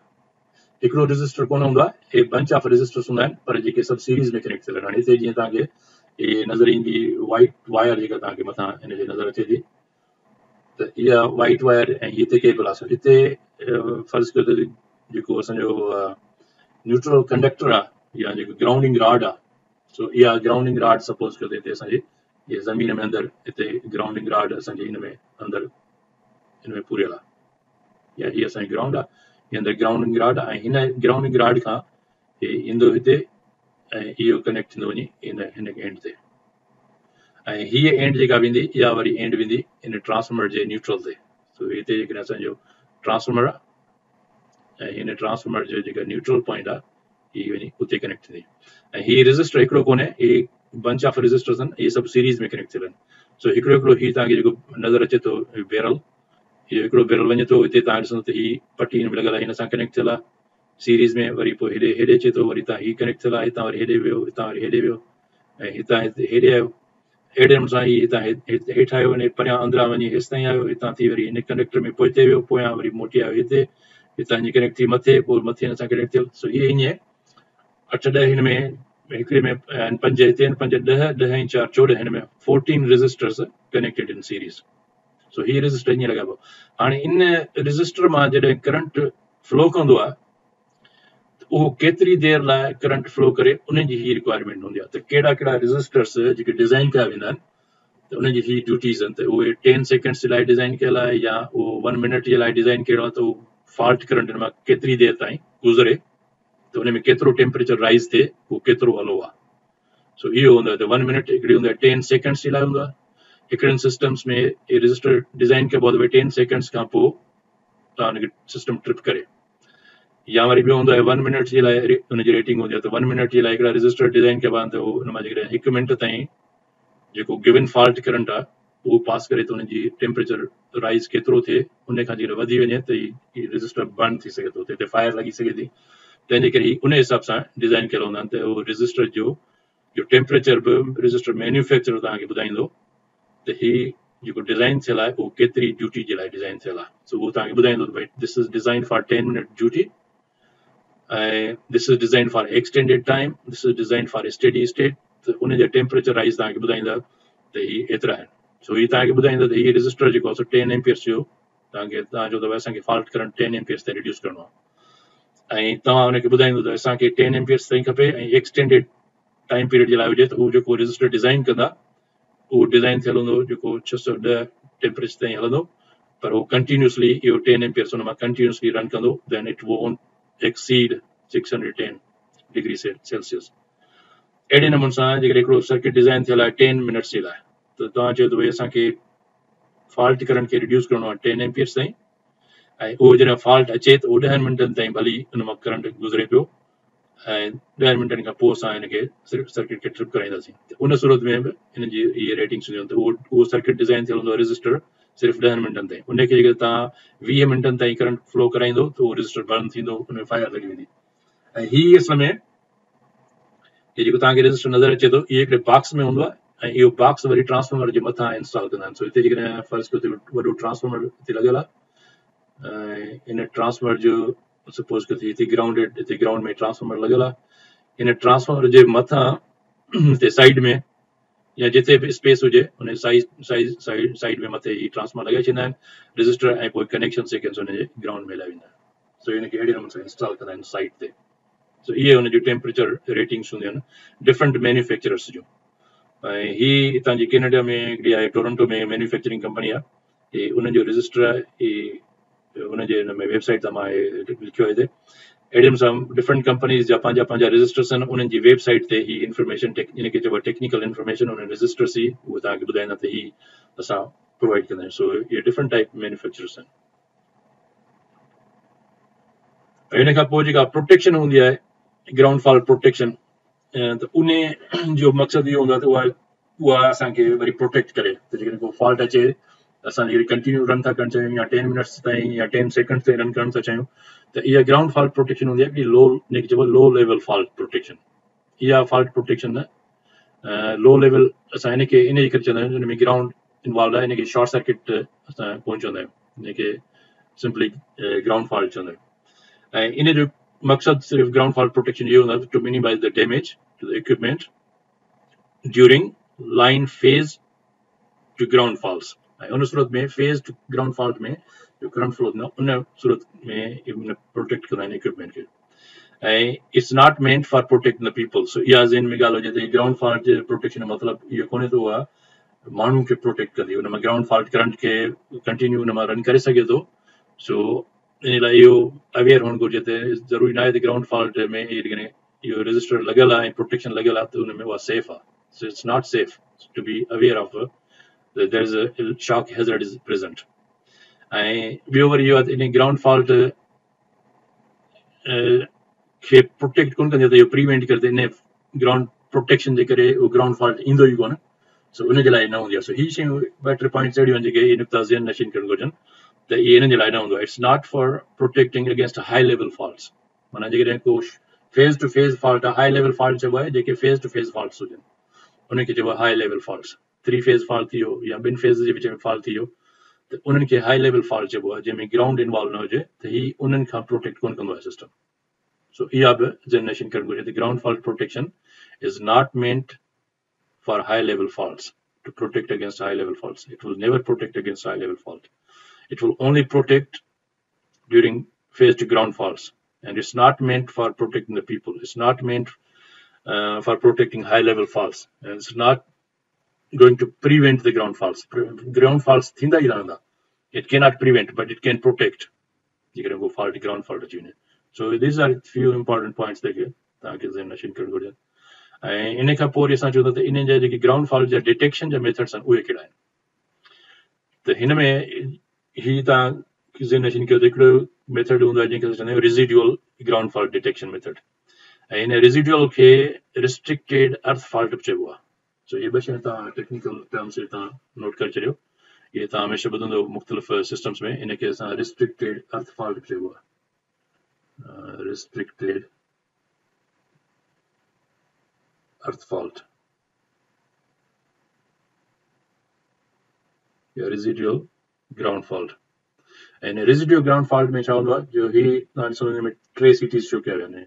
ऐं 52 जेको आहे सिंबल इज़ फॉर ब्रेकर. सो हीअ ब्रेकर आहे ऐं हिन मां हेॾे करंट फ्लो करे थो लोड जी तरफ़. हिन में हे 3 सीटीज़ आहिनि ऐं न्यूट्रल में हिकिड़ो सीटी आहे. सो ही न्यूट्रल में जॾहिं हिते ग्राउंड फॉल्ट थींदो त न्यूट्रल पॉइंट जेका आहे उहा ऑलरेडी कनेक्टेड हूंदी आहे थ्रू रजिस्टर जे ग्राउंड सां. त जॾहिं हिते ग्राउंड फॉल्ट थियो त current will flow through this. उहो इन मां सीटी मां प्राइमरी में पास कंदो. सीटी सेकेंडरी डिटेक्ट कंदो. ही इन डिटेक्शन जो कॉइल आहे. सो हिन कॉइल में जॾहिं हितां करंट फ्लो कंदो देन दिस विल ऑपरेट. ऐं इहो जॾहिं ऑपरेट कंदो त प्रोटेक्ट कंदो. अहिड़े क़िस्म जे इन सिस्टम खे चवंदा आहियूं रेज़िडुअल ग्राउंड प्रोटेक्शन. पर इहो ऑपरेट कंदो आहे एतिरो सेंसिटिव न हूंदो आहे. It's not very sensitive. इन जे लाइ इहो हूंदो आहे त घटि में घटि ग्राउंड फॉल्ट जॾहिं तव्हां फ्लो करे थो मिनिमम 50 एम्स हुजे तॾहिं वञी ही पिक कंदो आहे. जेकॾहिं हिन मां 50 एम्स फॉल्ट नथो पास करे ऐं ग्राउंड फॉल्ट तमामु घटि आहे रेज़िस्टेंस तमामु घणी आहे ऐं हिते सपोज़ कयो 25 एम्पियर फॉल्ट आहे जेको हिन मां फॉल्ट त आहे पंहिंजी जाइ ते त मां फ्लो करे पियो पर हीअ रिले प्रोटेक्ट न कंदी आहे. तंहिं करे इट्स नॉट वेरी सेंसिटिव. ऐं असांखे खपे सेंसिटिव त जेको 1 एम्पियर बि जेकॾहिं पास करे तव्हां ग्राउंड फॉल्ट हिकिड़ो मामूली ग्राउंड फॉल्ट हुजे त इट शुड ऑल्सो डिटेक्ट. उन जे लाइ ही एतिरो कारगर न आहे. पर ही उनजे बावजूद बि ही यूज़ थींदो आहे कुझु सिस्टम्स में. त हिकिड़ो डिटेक्शन मेथड इहो हूंदो आहे रेज़िडुअल ग्राउंड फॉल्ट. ऐं हिन खे मोस्टली यूज़ कबो आहे सॉलिडली ग्राउंडेड जेको सिस्टम्स आहिनि हीअ उते यूज़ थींदो आहे जंहिंमें रेज़िस्टेंस न हुजे पर सॉलिडली ग्राउंडेड सिस्टम हुजे. त सॉलिडली ग्राउंडेड जेको सिस्टम हूंदो उन में फॉल्ट करण मूं तव्हांखे ॿुधायो तमामु घणो पास कंदो आहे. सो उहो त 5 एम्पियर्स या 50 एम्पियर्स खां वधीक ग्राउंड फॉल्ट मिनिमम फॉल्ट कंदो तंहिंजे करे ही उते इज़ीली डिटेक्ट कंदो उन्हनि सिस्टम्स में ही रेजिडुअल ग्राउंड सिस्टम यूज़ थींदो आहे जेके सॉलिडली ग्राउंडेड सिस्टम्स हूंदा आहिनि या उहे solidly grounded system low voltage में हुजनि या मीडियम वोल्टेज में हुजनि त उन्हनि सॉलिडली ग्राउंडेड सिस्टम्स में असां ही रेजिडुअल ग्राउंड प्रोटेक्शन यूज़ कंदा आहियूं जेको हिते तव्हांखे सर्किट में लिखियो ऐं हिन खां पोइ वरी ॿियो सिस्टम आहे जंहिंखे वरी असां चवंदा आहियूं कोर बैलेंस ऐं या हिन खे ज़ीरो सीक्वेंस सीटी बि चइबो आहे सो इहे ॿ लफ़्ज़ तव्हां टेक्निकल यादि करे छॾियो त हिन खे चइबो आहे कोर बैलेंस या हिन खे ज़ीरो सीक्वेंस सीटी बि चइबो आहे या हिन खे नेगेटिव फेज़ सीक्वेंस सीटी बि चइबो आहे सो इहो बि हिते लिखी था छॾियूं जीअं तव्हांखे यादि हुजे त हिन खे ॿियो चइबो आहे नेगेटिव फेज़ सीक्वेंस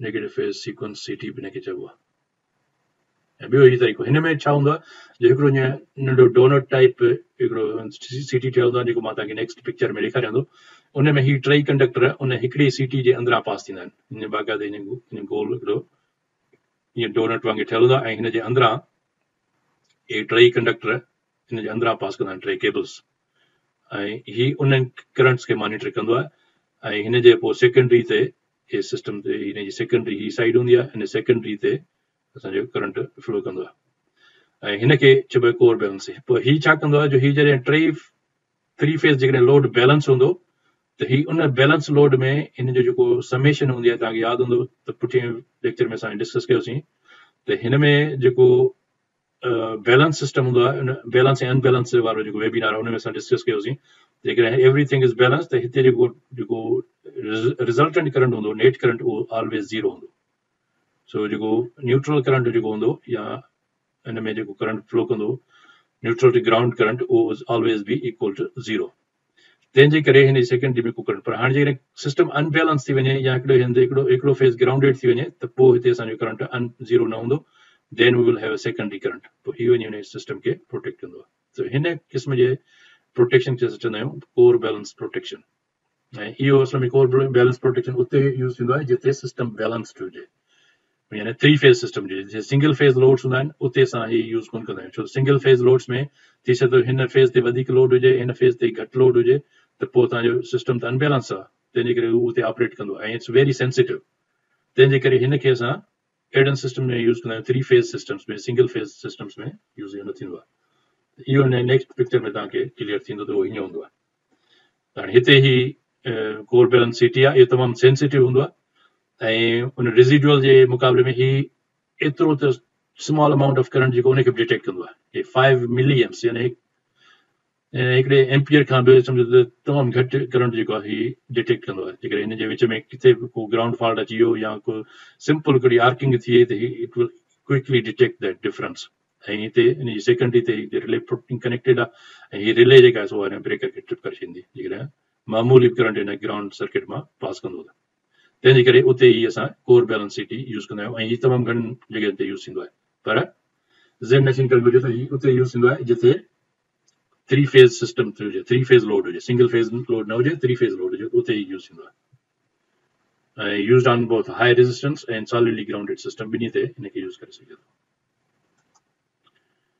हिन खां पोइ वरी टियों मेथड आहे जेके असां चवंदा आहियूं ग्राउंड रिटर्न मेथड हिन ग्राउंड रिटर्न मेथड में वरी छा हूंदो आहे जेको न्यूट्रल पॉइंट हूंदी आहे ट्रांसफॉर्मर जी हिते शो कयल आहे डेल्टा स्टार ट्रांसफॉर्मर त हिन जी न्यूट्रल पॉइंट ते जेके ग्राउंड सां कनेक्टेड थियल हूंदी आहे हिते आहे रेजिस्टेंस ग्राउंडेड सिस्टम NGR ऐं हिन न्यूट्रल पॉइंट खां वरी पोइ हिते अलॻि हिकिड़ो सीटी लॻाइबो आहे उहो सीटी मेयर कंदो आहे हिन ग्राउंड करंट खे जेकॾहिं को ग्राउंड फॉल्ट हूंदो सिंगल फेज़ ते त उन में जेको करंट फ्लो कंदो हिते जेकर असां ड्रा कयूंसि हुनखे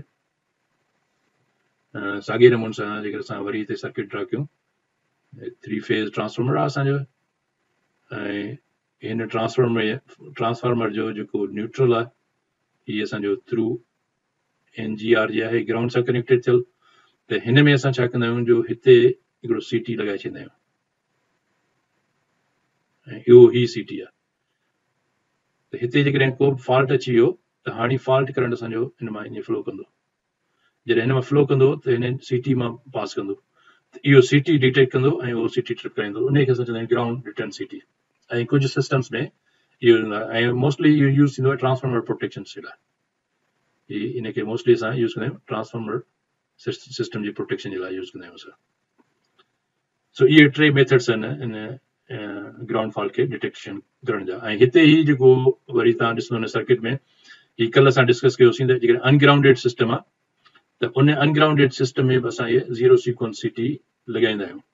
ऐं उन में छा थींदो आहे, जेको को बि फीडर आहे हिकिड़ो, ऐं कंहिं सपोज के हिन फीडर ते जेकॾहिं हिकिड़ो फेज़, हिन में 3 फेज़ आहिनि, इन सिंगल लाइन ठहियल आहे, ऐं त कंहिं बि हिकिड़े फेज़ ते जेकॾहिं ग्राउंड फॉल्ट अची वियो असांजो, त बाक़ी जेके आहिनि ही CTs they will always read the correct value of their charging current. पर हिन में जेको हिकिड़ो फेज़ आहे उहो ग्राउंडेड थी वियो, बाक़ी ॿिया 2 फेज़ जेके आहिनि, कल्ह की तव्हां वेबिनार खे वरी रिव्यू कंदो तव्हां ख़बर पवंदी, उन में करंट वधीक हूंदो आहे, 1.732 times the normal charging current. So हिन में इहो हूंदो आहे अनग्राउंडेड सिस्टम में, पर उते बि असां ही सीटी लॻाईंदा आहियूं। उन में बि लॻाए सघे थो कोर बैलेंस सीटी, त उहो आराम सां डिटेक्ट कंदो हिन जे विच में जॾहिं को फॉल्ट आहे त। सो हिकिड़ो इहो इन में ॿिन्ही जी एप्लीकेशन आहे ग्राउंड फॉल्ट डिटेक्शन जी। ऐं ॿियो वरी आहे त रेज़िस्टिवली जेकॾहिं ग्राउंडेड सिस्टम आहे, जेको हिते शो कयो आहे,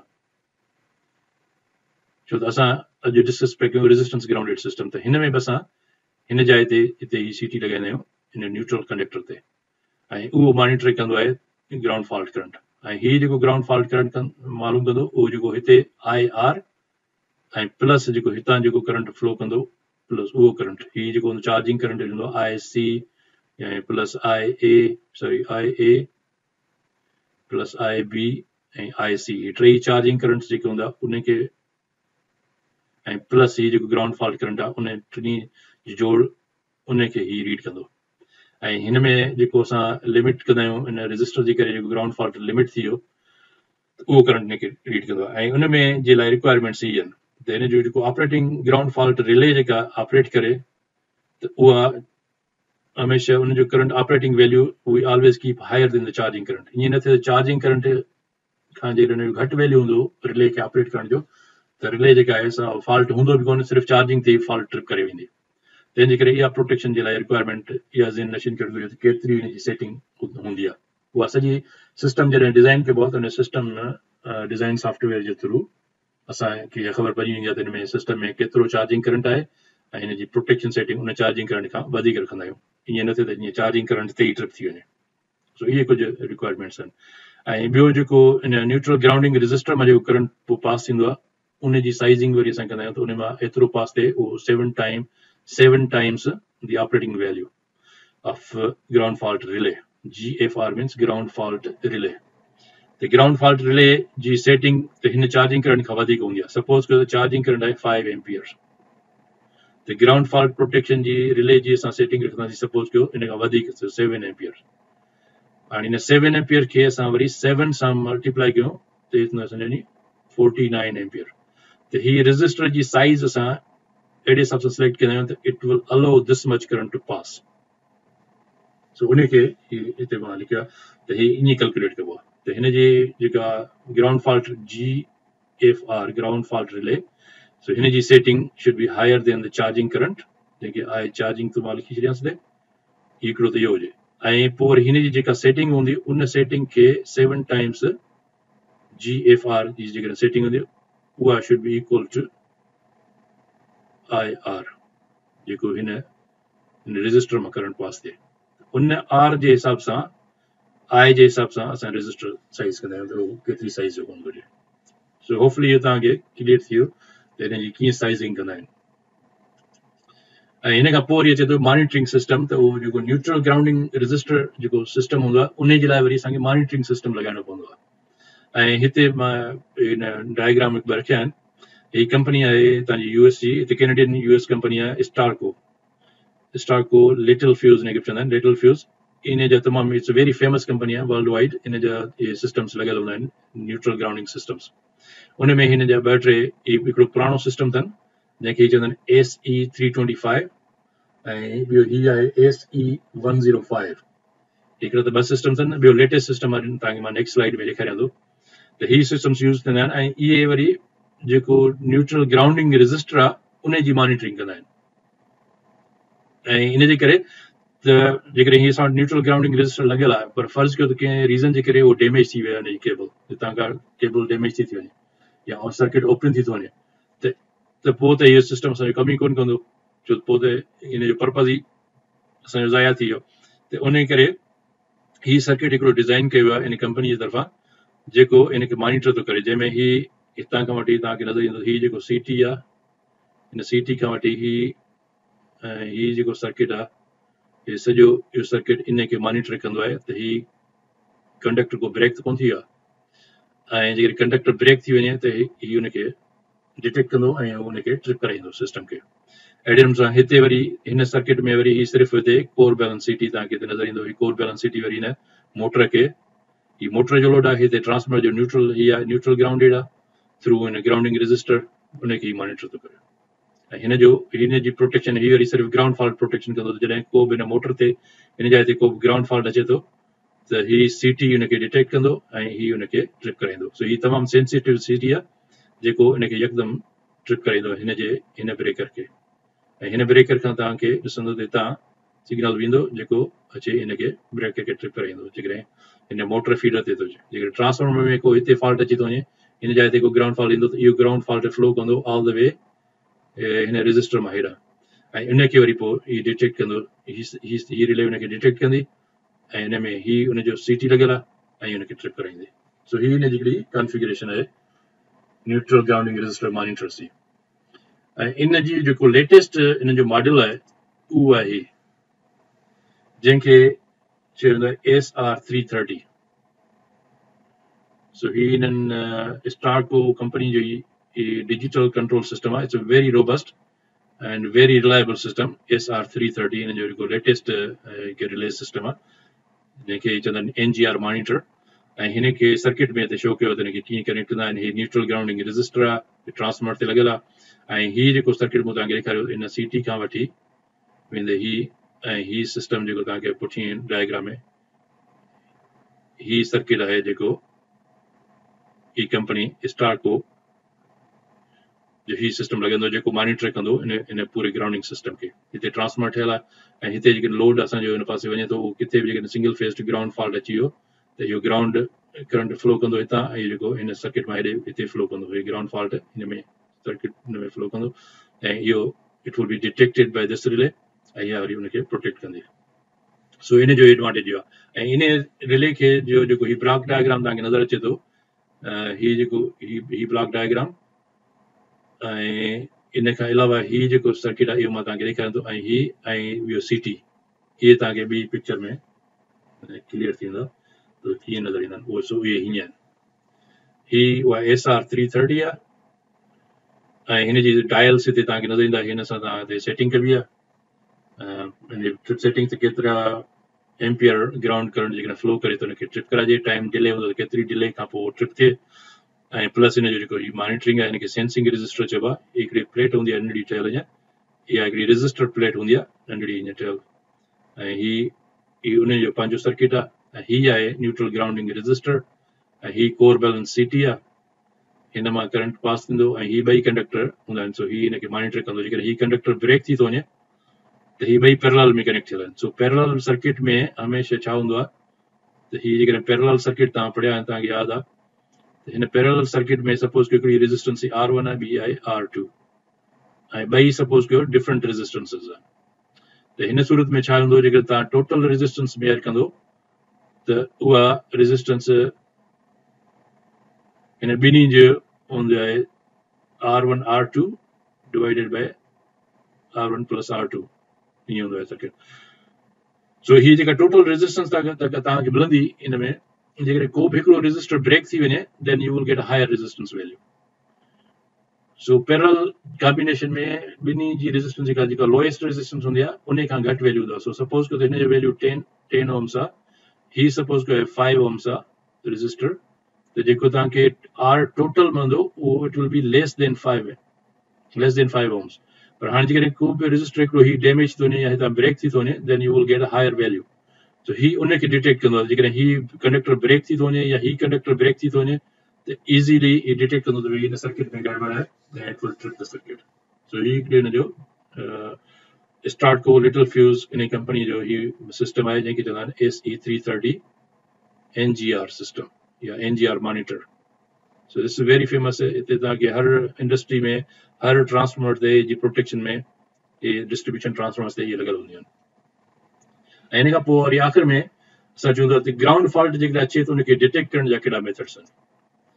सो उन जा नॉर्मली 3 मेथड्स आहिनि। हिकिड़ो ट्रेडिशनल मेथड इहो आहे त तव्हां हिकु हिकु ब्रेकर खे ओपन करे ट्रिप करे ॾिसो त कहिड़ी जॻह ट्रिप थो थिए, तव्हां ख़बर पइजी वेंदी ग्राउंड फॉल्ट किथे आहे। ऐं इहो तमामु हिकिड़ो डिफिकल्ट प्रोसेस हो। तव्हांखे 10 फीडर्स आहिनि, हिकिड़ो सर्किट तव्हां बार बार ओपन कयो, ट्रिप कयो, पोइ ॾिसो त कहिड़ो ट्रिप थो थिए, तव्हांखे ख़बर पवंदी इन सर्किट ते ग्राउंड फॉल्ट आहे। ॿियो मेथड वरी यूज थींदो आहे, उनखे चइबो आहे क्लिप ऑन मीटर या क्लिप ऑन मीटर। इहो क्लिप ऑन एमीटर यूज थींदो आहे। उहो वरी हिकु तव्हां कंडक्टर जे चौधारी लॻाए तव्हां चेक कयो त कहिड़ी जाइ ते ग्राउंड फॉल्ट वञे थो। पर इन खां जेको हाणे जेको मेथड यूज़ थो थिए उहो तमामु एडवांस ऐं ॾाढो यूज़र फ्रेंडली आहे। उहो उनखे चइबो आहे पल्सर मेथड। ऐं पल्सर मेथड जेको सो ही यूज़ थींदो आहे इन NGR सिस्टम्स ते, न्यूट्रल ग्राउंडिंग सिस्टम ते। इन में हिकिड़ो कॉन्टेक्टर हूंदो आहे ऐं उहो कॉन्टेक्टर उन रजिस्टर्स खे नेक्स्ट पिक्चर में मां तव्हांखे ॾेखारींदो त उन में तव्हांखे क्लियर थींदो त उहो कीअं यूज़ थींदो आहे। हिन में छा कंदा आहिनि, जो हिकिड़े रजिस्टर ही आहे असांजो NGR। हिन NGR सां पैरेलल में हिकिड़ो ॿियो रजिस्टर ही कनेक्ट कबो आहे। हाणे ही 2 रजिस्टर्स ते पैरेलल में ऑपरेट था कनि। सो हितां ही असांजे कनेक्टेड इन रिले सां, ठीकु आहे, हे रिले सां कनेक्टेड थियनि। त जेकॾहिं ग्राउंड फॉल्ट असांजो अची वियो त ग्राउंड फॉल्ट फ्लो कंदो त हिन मां हेॾां अची वरी हिन मां फ्लो करे हिन पासे हली वेंदो। सो हितां ईअं वेंदो ऐं हिन CT जे थ्रू वञी ही तव्हां डिटेक्ट कंदो। माना 2 रजिस्टर हिकिड़े क़िस्म जा सीरीज़ में आहिनि। हाणे जॾहिं को फॉल्ट अची वञे ग्राउंड फॉल्ट त कीअं मालूम कजे, त उनजे लाइ छा हूंदो आहे, जो इन में हिकिड़ो ही सिस्टम डिज़ाइन कयो वेंदो आहे, हिकिड़ो एक्स्ट्रा कॉन्टेक्टर उनमें लॻायो वेंदो आहे। पोइ ही कॉन्टेक्टर छा हूंदो आहे, हिनखे चइबो आहे पल्सिंग कॉन्टेक्टर। माना हे पल्सिस हूंदो, ऑन थींदो ऑफ थींदो, ऑन थींदो ऑफ थींदो। 2-3 सेकंड जे लाइ ऑन हूंदो, वरी 2-3 सेकंड खां पोइ ऑफ थींदो, वरी 2-3 सेकंड खां ऑन थींदो। उन सां छा थींदो, जो ही जेकॾहिं क्लोज़ थींदो त इहो इन हिकिड़े रजिस्टर खे बाईपास करे छॾींदो। हिन रजिस्टर खे बाईपास थींदो त छो त हितां जी जेका रेजिस्टेंस आहे उहा तमामु घटि थी वेंदी। सो ही ॿिन्ही रजिस्टर्स में ही त असांजो आहे ग्राउंडिंग रजिस्टर। सो हिन मां करंट हेॾां करंट फ्लो करे थो। हाणे इन सूरत में हिनखे मां ड्रायां पोइ तव्हांखे ॾेखारियां, तव्हां क्लियर थींदो। त हाणे जेकॾहिं असांखे फॉल्ट अचे त ही फॉल्ट हितां अची ही फॉल्ट करंट मां फ्लो कंदो ऐं हेॾे हिन मां कोन पास कंदो, पर ही लो रेजिस्टेंस आहे त हमेशह लो रेजिस्टेंस मां पास कंदो। त हाणे करंट वरी घणो पास कंदो, छो त हाणे रेजिस्टर सिर्फ़ु असांजो सर्किट में हिकिड़ो सर्किट आहे। वरी थोरी देरि खां पोइ ही ओपन थी वेंदो, वरी 2 रेजिस्टर। हिते पोइ ही जेको ऑपरेटर आहे जेको हुनखे चेक थो करे त हिन केबल्स में हिन सां ही लूप मिलियल हूंदो आहे, इन डिटेक्टर सां हिन टिनी फेज़िस खे, टिनी फेज़ जे चौधारी ही कनेक्ट करे ऐं पोइ हिन सां हुनखे ऑन ऑफ कंदो। हिते ही ख़ुदि ऑन ऑफ थींदो रहंदो। पोइ हिनखे ख़बर पवंदी त जिते करंट वधीक थो मिले, करंट घटि थो थिए, करंट वधि थो थिए। सो करंट घटि वधि थींदो त हिनखे ऑटोमेटिकली ख़बर पइजी वेंदी त कहिड़े फीडर ते ही ग्राउंड फॉल्ट आहे। सो हिकिड़ो सपोज़ कयो हिकिड़ो फीडर ही आहे, ॿियो 3 फेज़ फीडर ही आहे, अहिड़े नमूने सां ॿिया फीडर्स आहिनि। त ही क्विकली हिकु फीडर ते लॻाए ऐं ॾिसंदो त हिन में करंट जेकॾहिं हिन जे मीटर ते शो कंदो त करंट वधे थो या घटे थो।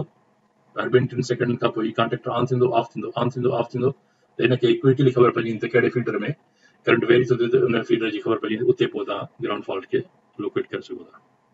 So that's the end of this webinar. त होपफुली तव्हांखे सॼो क्लियर थी वेंदो त हिन सां कीअं ग्राउंड फॉल्ट ट्रेस कबो आहे। इंपॉर्टेंस जी तव्हांखे ख़बर पइजी वई त ग्राउंड NGR सिस्टम जी इंपॉर्टेंस कहिड़ी आहे, कीअं इस्तेमालु थो थिए, रजिस्टर लो रेजिस्टेंस ग्राउंडिंग ऐं हाई रेजिस्टेंस ग्राउंडिंग में कहिड़ो फ़र्क़ु आहे। ऐं तव्हांखे इहो बि आइडिया थी वियो त जेको मीडियम वोल्टेज सिस्टम आहे उते असां लो रेजिस्टेंस ग्राउंडिंग यूज़ कंदा आहियूं ऐं उहा इन जे करे जो उते जेको चार्जिंग करंट आहे उहो वधीक हूंदो आहे, उन जे करे असां उते हाई रेजिस्टेंस ग्राउंडिंग न यूज़ कंदा आहियूं। ऐं जेके लो वोल्टेज सिस्टम्स आहिनि 600 ऐं उन खां घटि, उन्हनि ते असां लो वोल्टेज सिस्टम ते हाई रेजिस्टेंस ग्राउंडिंग यूज़ कंदा आहियूं। ऐं उन एडवांटेजिस तव्हांखे मूं ॿुधाया त उन जा मैकेनिकल स्ट्रेसिस घटिजी वेंदा आहिनि, उन सां जेको ट्रांजिएंट ओवर वोल्टेज आहिनि उहे ओवरकम थींदा आहिनि, फॉल्ट करंट रिड्यूस थी वेंदो आहे, कंटिन्यूटी सिस्टम जी जेका उहो मेंटेन रहंदी आहे ऐं depending on how critical is the process.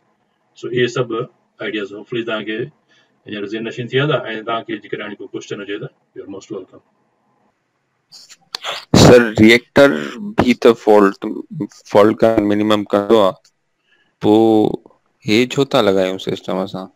त रिएक्टर जो कल्ह तव्हां जेकॾहिं वेबिनार ते गौर कयो हूंदो, जेको मूं अॼु बि थोरो ब्रीफली तव्हांखे ॿुधायो, त उन सां मसइलो इहो हूंदो आहे रेज़ोनेंस जो। त रिएक्टिव सिस्टम जेको आहे उहो इफेक्ट कंदो आहे ॿियनि अदर रेज़ोनेंट कंडीशंस खे। It creates the resonance with line charging. So line charging ऐं तव्हां वटि रिएक्टर आहे त रिएक्टर ऐं प्लस कैपेसिटेंस आहे जेका फेस टू ग्राउंड कैपेसिटेंस आहे, it creates an LC circuit. ऐं LC सर्किट तव्हांखे ख़बर आहे जेकॾहिं को ग्राउंड फॉल्ट थिए थो इट विल रेज़ोनेट, ऐं हुन में रेज़ोनेंस इशूज़ न आहिनि जंहिं करे ट्रांजिएंट्स जो प्रॉब्लम हूंदो आहे। सो उहो सिस्टम तव्हांजे ट्रांजिएंट्स खे प्रोटेक्ट कोन थो करे, it doesn't protect U from transients. सो उनजे करे असां उहो सिस्टम कोन यूज़ कंदा आहियूं, ऐं हीअ high resistance grounding system use थींदो आहे। पर पुराणा अञा सिस्टम्स आहिनि घणा जिते अञा बि इहो सिस्टम यूज़ थींदो आहे, ऐं उहो असल में it's also one of the method. उहे जेके रिएक्टर्स हूंदा आहिनि उहे न्यूट्रल ग्राउंडिंग ते यूज़ कोन थींदा आहिनि, पर हाणे जेके सिस्टम्स में जेकॾहिं को कंहिं ग्रिड सिस्टम आहे या पावर जनरेशन सिस्टम आहे, उनजी जेकॾहिं फॉल्ट लेवल इंक्रीज़ थी थिए, जेकॾहिं को पावर जनरेटिंग स्टेशन खे एक्सपेंड था कनि, ॿिया वधीक जनरेटर लॻाइनि था, या ग्रिड सिस्टम में अॻे फर्ज़ कयो त 3 ट्रांसफॉर्मर आहिनि, हिकिड़ो ट्रांसफॉर्मर ॿियो बि एड था कनि, त हिकिड़ो ट्रांसफॉर्मर वधीक एड करण सां सिस्टम जी इम्पीडेंस घटिजी वेंदी आहे। जॾहिं सिस्टम जी इम्पीडेंस घटिजी वेंदी आहे ऐं सोर्स करंट वधी वेंदो आहे त डिफॉल्ट करंट वधी वेंदो आहे। उन सूरत में वरी पोइ यूज़ कंदा आहिनि जंहिंखे असां चवंदा आहियूं शंट रिएक्टर्स। उते पोइ शंट रिएक्टर्स लॻाईंदा आहिनि, पर न्यूट्रल साइड खां जेको हाई वोल्टेज साइड आहे उहो मूं तव्हांखे ॿुधायो त हाई वोल्टेज ते न्यूट्रल खे सॉलिडली ग्राउंडेड कंदा आहिनि, न्यूट्रल खे सॉलिडली ग्राउंडेड कंदा आहिनि हाई वोल्टेज सिस्टम्स में। ऐं मीडियम वोल्टेज सिस्टम में जेको न्यूट्रल खे ग्राउंड कंदा आहियूं असां, उहो रेजिस्टिवली ग्राउंडेड कंदा आहियूं। न्यूट्रल खे असां कोशिशि कंदा आहियूं त इहो रेज़ोनेंस खे अवॉइड करण जे लाइ असां यूज़ कोन कंदा आहियूं रिएक्टर। ॿियो सर ग्राउंड में सॉल्ट वग़ैरह बि विझंदा आहिनि, उन्हनि जो छा कॉन्सेप्ट? उहो इन जे करे विझंदा आहिनि त हुनजी जेका रेजिस्टेंस आहे या ग्राउंड रेजिस्टिविटी जंहिंखे तव्हां चओ, छो त resistivity is directly related with the resistance. Resistance is रो L over A। तव्हांखे यादि हूंदो फॉर्मूला? सर याद है है न? हा, त उन में छा हूंदो आहे जो रेजिस्टिविटी खे घटाइबो आहे। रेजिस्टिविटी जी घटाइण सां छा थींदो, तव्हांजी रेजिस्टेंस ग्राउंड फॉल्ट रेजिस्टेंस जेका आहे सो उहा घटिजे थी, जीअं तव्हांजो फॉल्ट करण जे लाइ ईज़ी पाथ प्रोवाइड करे। त उनजे करे उहो मेंटेन कंदा आहिनि हुनखे, छो त साल्ट में तव्हांखे ख़बर त साल्ट में करंट इट फ्लोज क्विकली, त उनजे करे उहो मेंटेन कंदा आहिनि हुनखे। पोइ सर हर ग्रिड ते ई लॻाईंदा या का रिक्वायरमेंट आहे? उहो डिपेंड थो करे सॉइल कंडीशन ते। सॉइल कंडीशन असल में मेयर कंदा आहिनि, उनजे लाइ हिकिड़ो मेथड हूंदो, प्रोसेस हूंदो आहे जंहिंमें सॉइल जी रेजिस्टिविटी मेयर कबी आहे। हिकिड़ो मीटर हूंदो आहे, वरी विच में ज़मीन में किला खोड़े मुख़्तलिफ़ डिस्टेंस ते, ऐं उन सॼी जेको पूरो मास ऑफ अर्थ हूंदो आहे उनजी रेजिस्टिविटी मेयर कंदा आहिनि। त जिथे सभ खां बहितर कंडीशन हुजे सॉइल जी, जेका अंदरि मॉइस्चर बि हुन में ट्रैप करे, त उनजे करे तव्हां चवंदो इहे जेको कोयलो विझंदा आहिनि ऐं हिन में लूणु विझंदा आहिनि, त इहो इन करे त जे अंदरि जेको मॉइस्चर जेको आहे उहो मेंटेन थिए, उते हेठि ड्राईनेस न थिए। अगरि ड्राई थींदो त उहो कंडक्टर जेको तव्हांजो डैमेज थी सघे थो, पोइ तव्हांजो माना ग्राउंडिंग सिस्टम तव्हांजो इफेक्टिव कोन हूंदो। पोइ जेकॾहिं को ग्राउंड फॉल्ट आयो बि सही, त तव्हांजो प्रोटेक्शन रिलेज़ जेके आहिनि उहे ऑपरेट ई कोन करे सघंदियूं, छो त एतिरो ग्राउंड करंट गुज़रणु घुरिजे जेको रिले डिटेक्ट करे न। त उनजे करे इहो सॉइल कंडीशंस खे स्टडी कंदा आहिनि, उनजी सॉइल कंडीशन मेयर कंदा आहिनि। सो उनजो हिकिड़ो अलॻि मेथड आहे, अलॻि इंस्ट्रूमेंट्स आहिनि जिन जे ज़रिए उहो सॉइल रेजिस्टिविटी खे मेयर कंदा आहिनि। उन जे हिकिड़े मिसाल ॻाल्हि, जीअं हिकिड़ो हिली एरिया आहे, पथरीली ज़मीन आहे, त उते ग्राउंडिंग जो वॾो मसइलो हूंदो, उते हिनखे वधीक खोटाई करे ऐं कोशिशि कबी आहे त जीअं जिथे वधीक पोसल घणी हुजे, मॉइस्चर घणो हुजे ग्राउंड में, उते उहो it's a better ground. So उनजे करे इहो कंदा आहिनि। Thank you sir. No problem. So हिन मां तव्हांखे सिर्फ़ु हिन वेबिनार मां थोरा आइडियाज़ तव्हांखे मिलंदा त these are the different way of looking at the things from different perspective. पोइ हाणे तव्हां जेकॾहिं वरी यूट्यूब ते ॿिया इन सां रिलेटेड तव्हां काफ़ी सारा प्रोग्राम्स ॾिसी सघो था, त पोइ तव्हांखे वधीक इंफॉर्मेशन मालूम करण जे लाइ तव्हांखे अञा वधीक सवलाई थींदी हिननि शयुनि खे सम्झण लाइ, त हीअ शइ हीअं थी ऑपरेट थिए, हीअ शइ हीअं थी ऑपरेट थिए। I think that those will be helpful for U. ऐं ॿियो वरी छा आहे त जॾहिं तव्हां हिननि सिस्टम्स ते ख़ुदि कमु कंदो हिकु ॿ दफ़ो तव्हां ॾिठो त पोइ तव्हांखे वधीक पिक्चर क्लियर थींदी न। असां जेको ॾिस कयूं पिया इहो कयूं पिया सिर्फ़ु थियोरिटिकल या कुझु मां डायग्राम्स ठाहियां पियो, उहे तव्हां हुन बेस ते तव्हां कुझु इमेजिनेशन कयो पिया त हीअं हूंदो हीअं हूंदो, पर जेकर तव्हां फिज़िकली ॾिसंदो त पोइ तव्हांजो अञा आइडिया वधीक क्लियर थींदो त ओ हीअ त हीअं थो ऑपरेट थिए, या हीअ रिले वाक़ई हीअं आहे। त उहो वरी तव्हांखे एनिमेशन्स यूट्यूब ते मिली वेंदियूं, उते बाक़ाइदा इक्विपमेंट तव्हांखे वीडियोस में नज़र ईंदा त भई ॾिसण में कहिड़ो आहे। ट्रांसफॉर्मर खे तव्हां ख़ुदि ॾिसंदो पोइ तव्हांखे ख़बर पवंदी ट्रांसफॉर्मर केॾो वॾो आहे, या ब्रेकर कहिड़ी टाइप जा हूंदा आहिनि, हुनजी शेप कहिड़ी हूंदी आहे। त डिफरेंट शेप जा ब्रेकर हूंदा आहिनि, डिफरेंट टाइप जा इक्विपमेंट हूंदा आहिनि, त उहो जॾहिं फिज़िकली माण्हू ॾिसंदो त पोइ अञा वधीक क्लियर थींदो आहे। सर तव्हां वटि कहिड़ियूं पिक्चर्स हुजनि त पोइ उहे बि बाद में ॾेखारिजो। हा, उहो वरी छा कंदुसि, मां सोचां पियो त हिकिड़ो अलॻि माना पिक्चर्स मुख़्तलिफ़ इक्विपमेंट्स जूं मां कंबाइन हिकिड़े हिन प्रेज़ेंटेशन में रखां।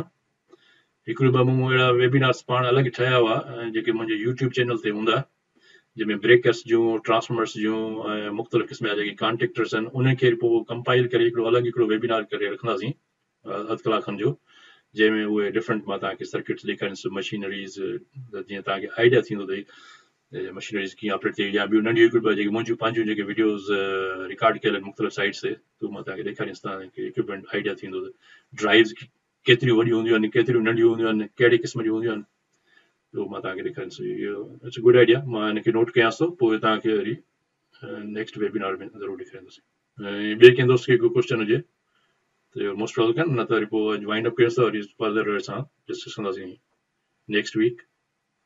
Okay sir. ठीकु आहे। नेक्स्ट वीक में मां मुंहिंजे ज़हन में आहे जेका टॉपिक आहे उहा आहे केबल सिस्टम्स। मां चवंदो पावर केबल्स ते हिकिड़ो वेबिनार कजे, या उन में बि तव्हांखे जो आइडिया क्लियर थियनि त केबल्स जी इंसुलेशन छा हूंदी आहे, उनजा नाला जेके आहिनि से इहे जीअं XLPE जो असां डिस्कस कयोसीं त उहो छा आहे, या मुख़्तलिफ़ ॿिया उन्हनि जा कहिड़ा कहिड़ा केबल्स जा नाला हूंदा आहिनि, उन्हनि जी जेका हूंदी आहे रेटिंग्स कहिड़ी हूंदी आहे, उनजी लेवल खे कीअं रीड कबो आहे, या नेम प्लेट ते केबल ते लिखियलु हूंदो आहे त उन में कहिड़ी इंफॉर्मेशन असांखे मिलंदी आहे, त जीअं उनजी टेस्टिंग कीअं कई वेंदी आहे।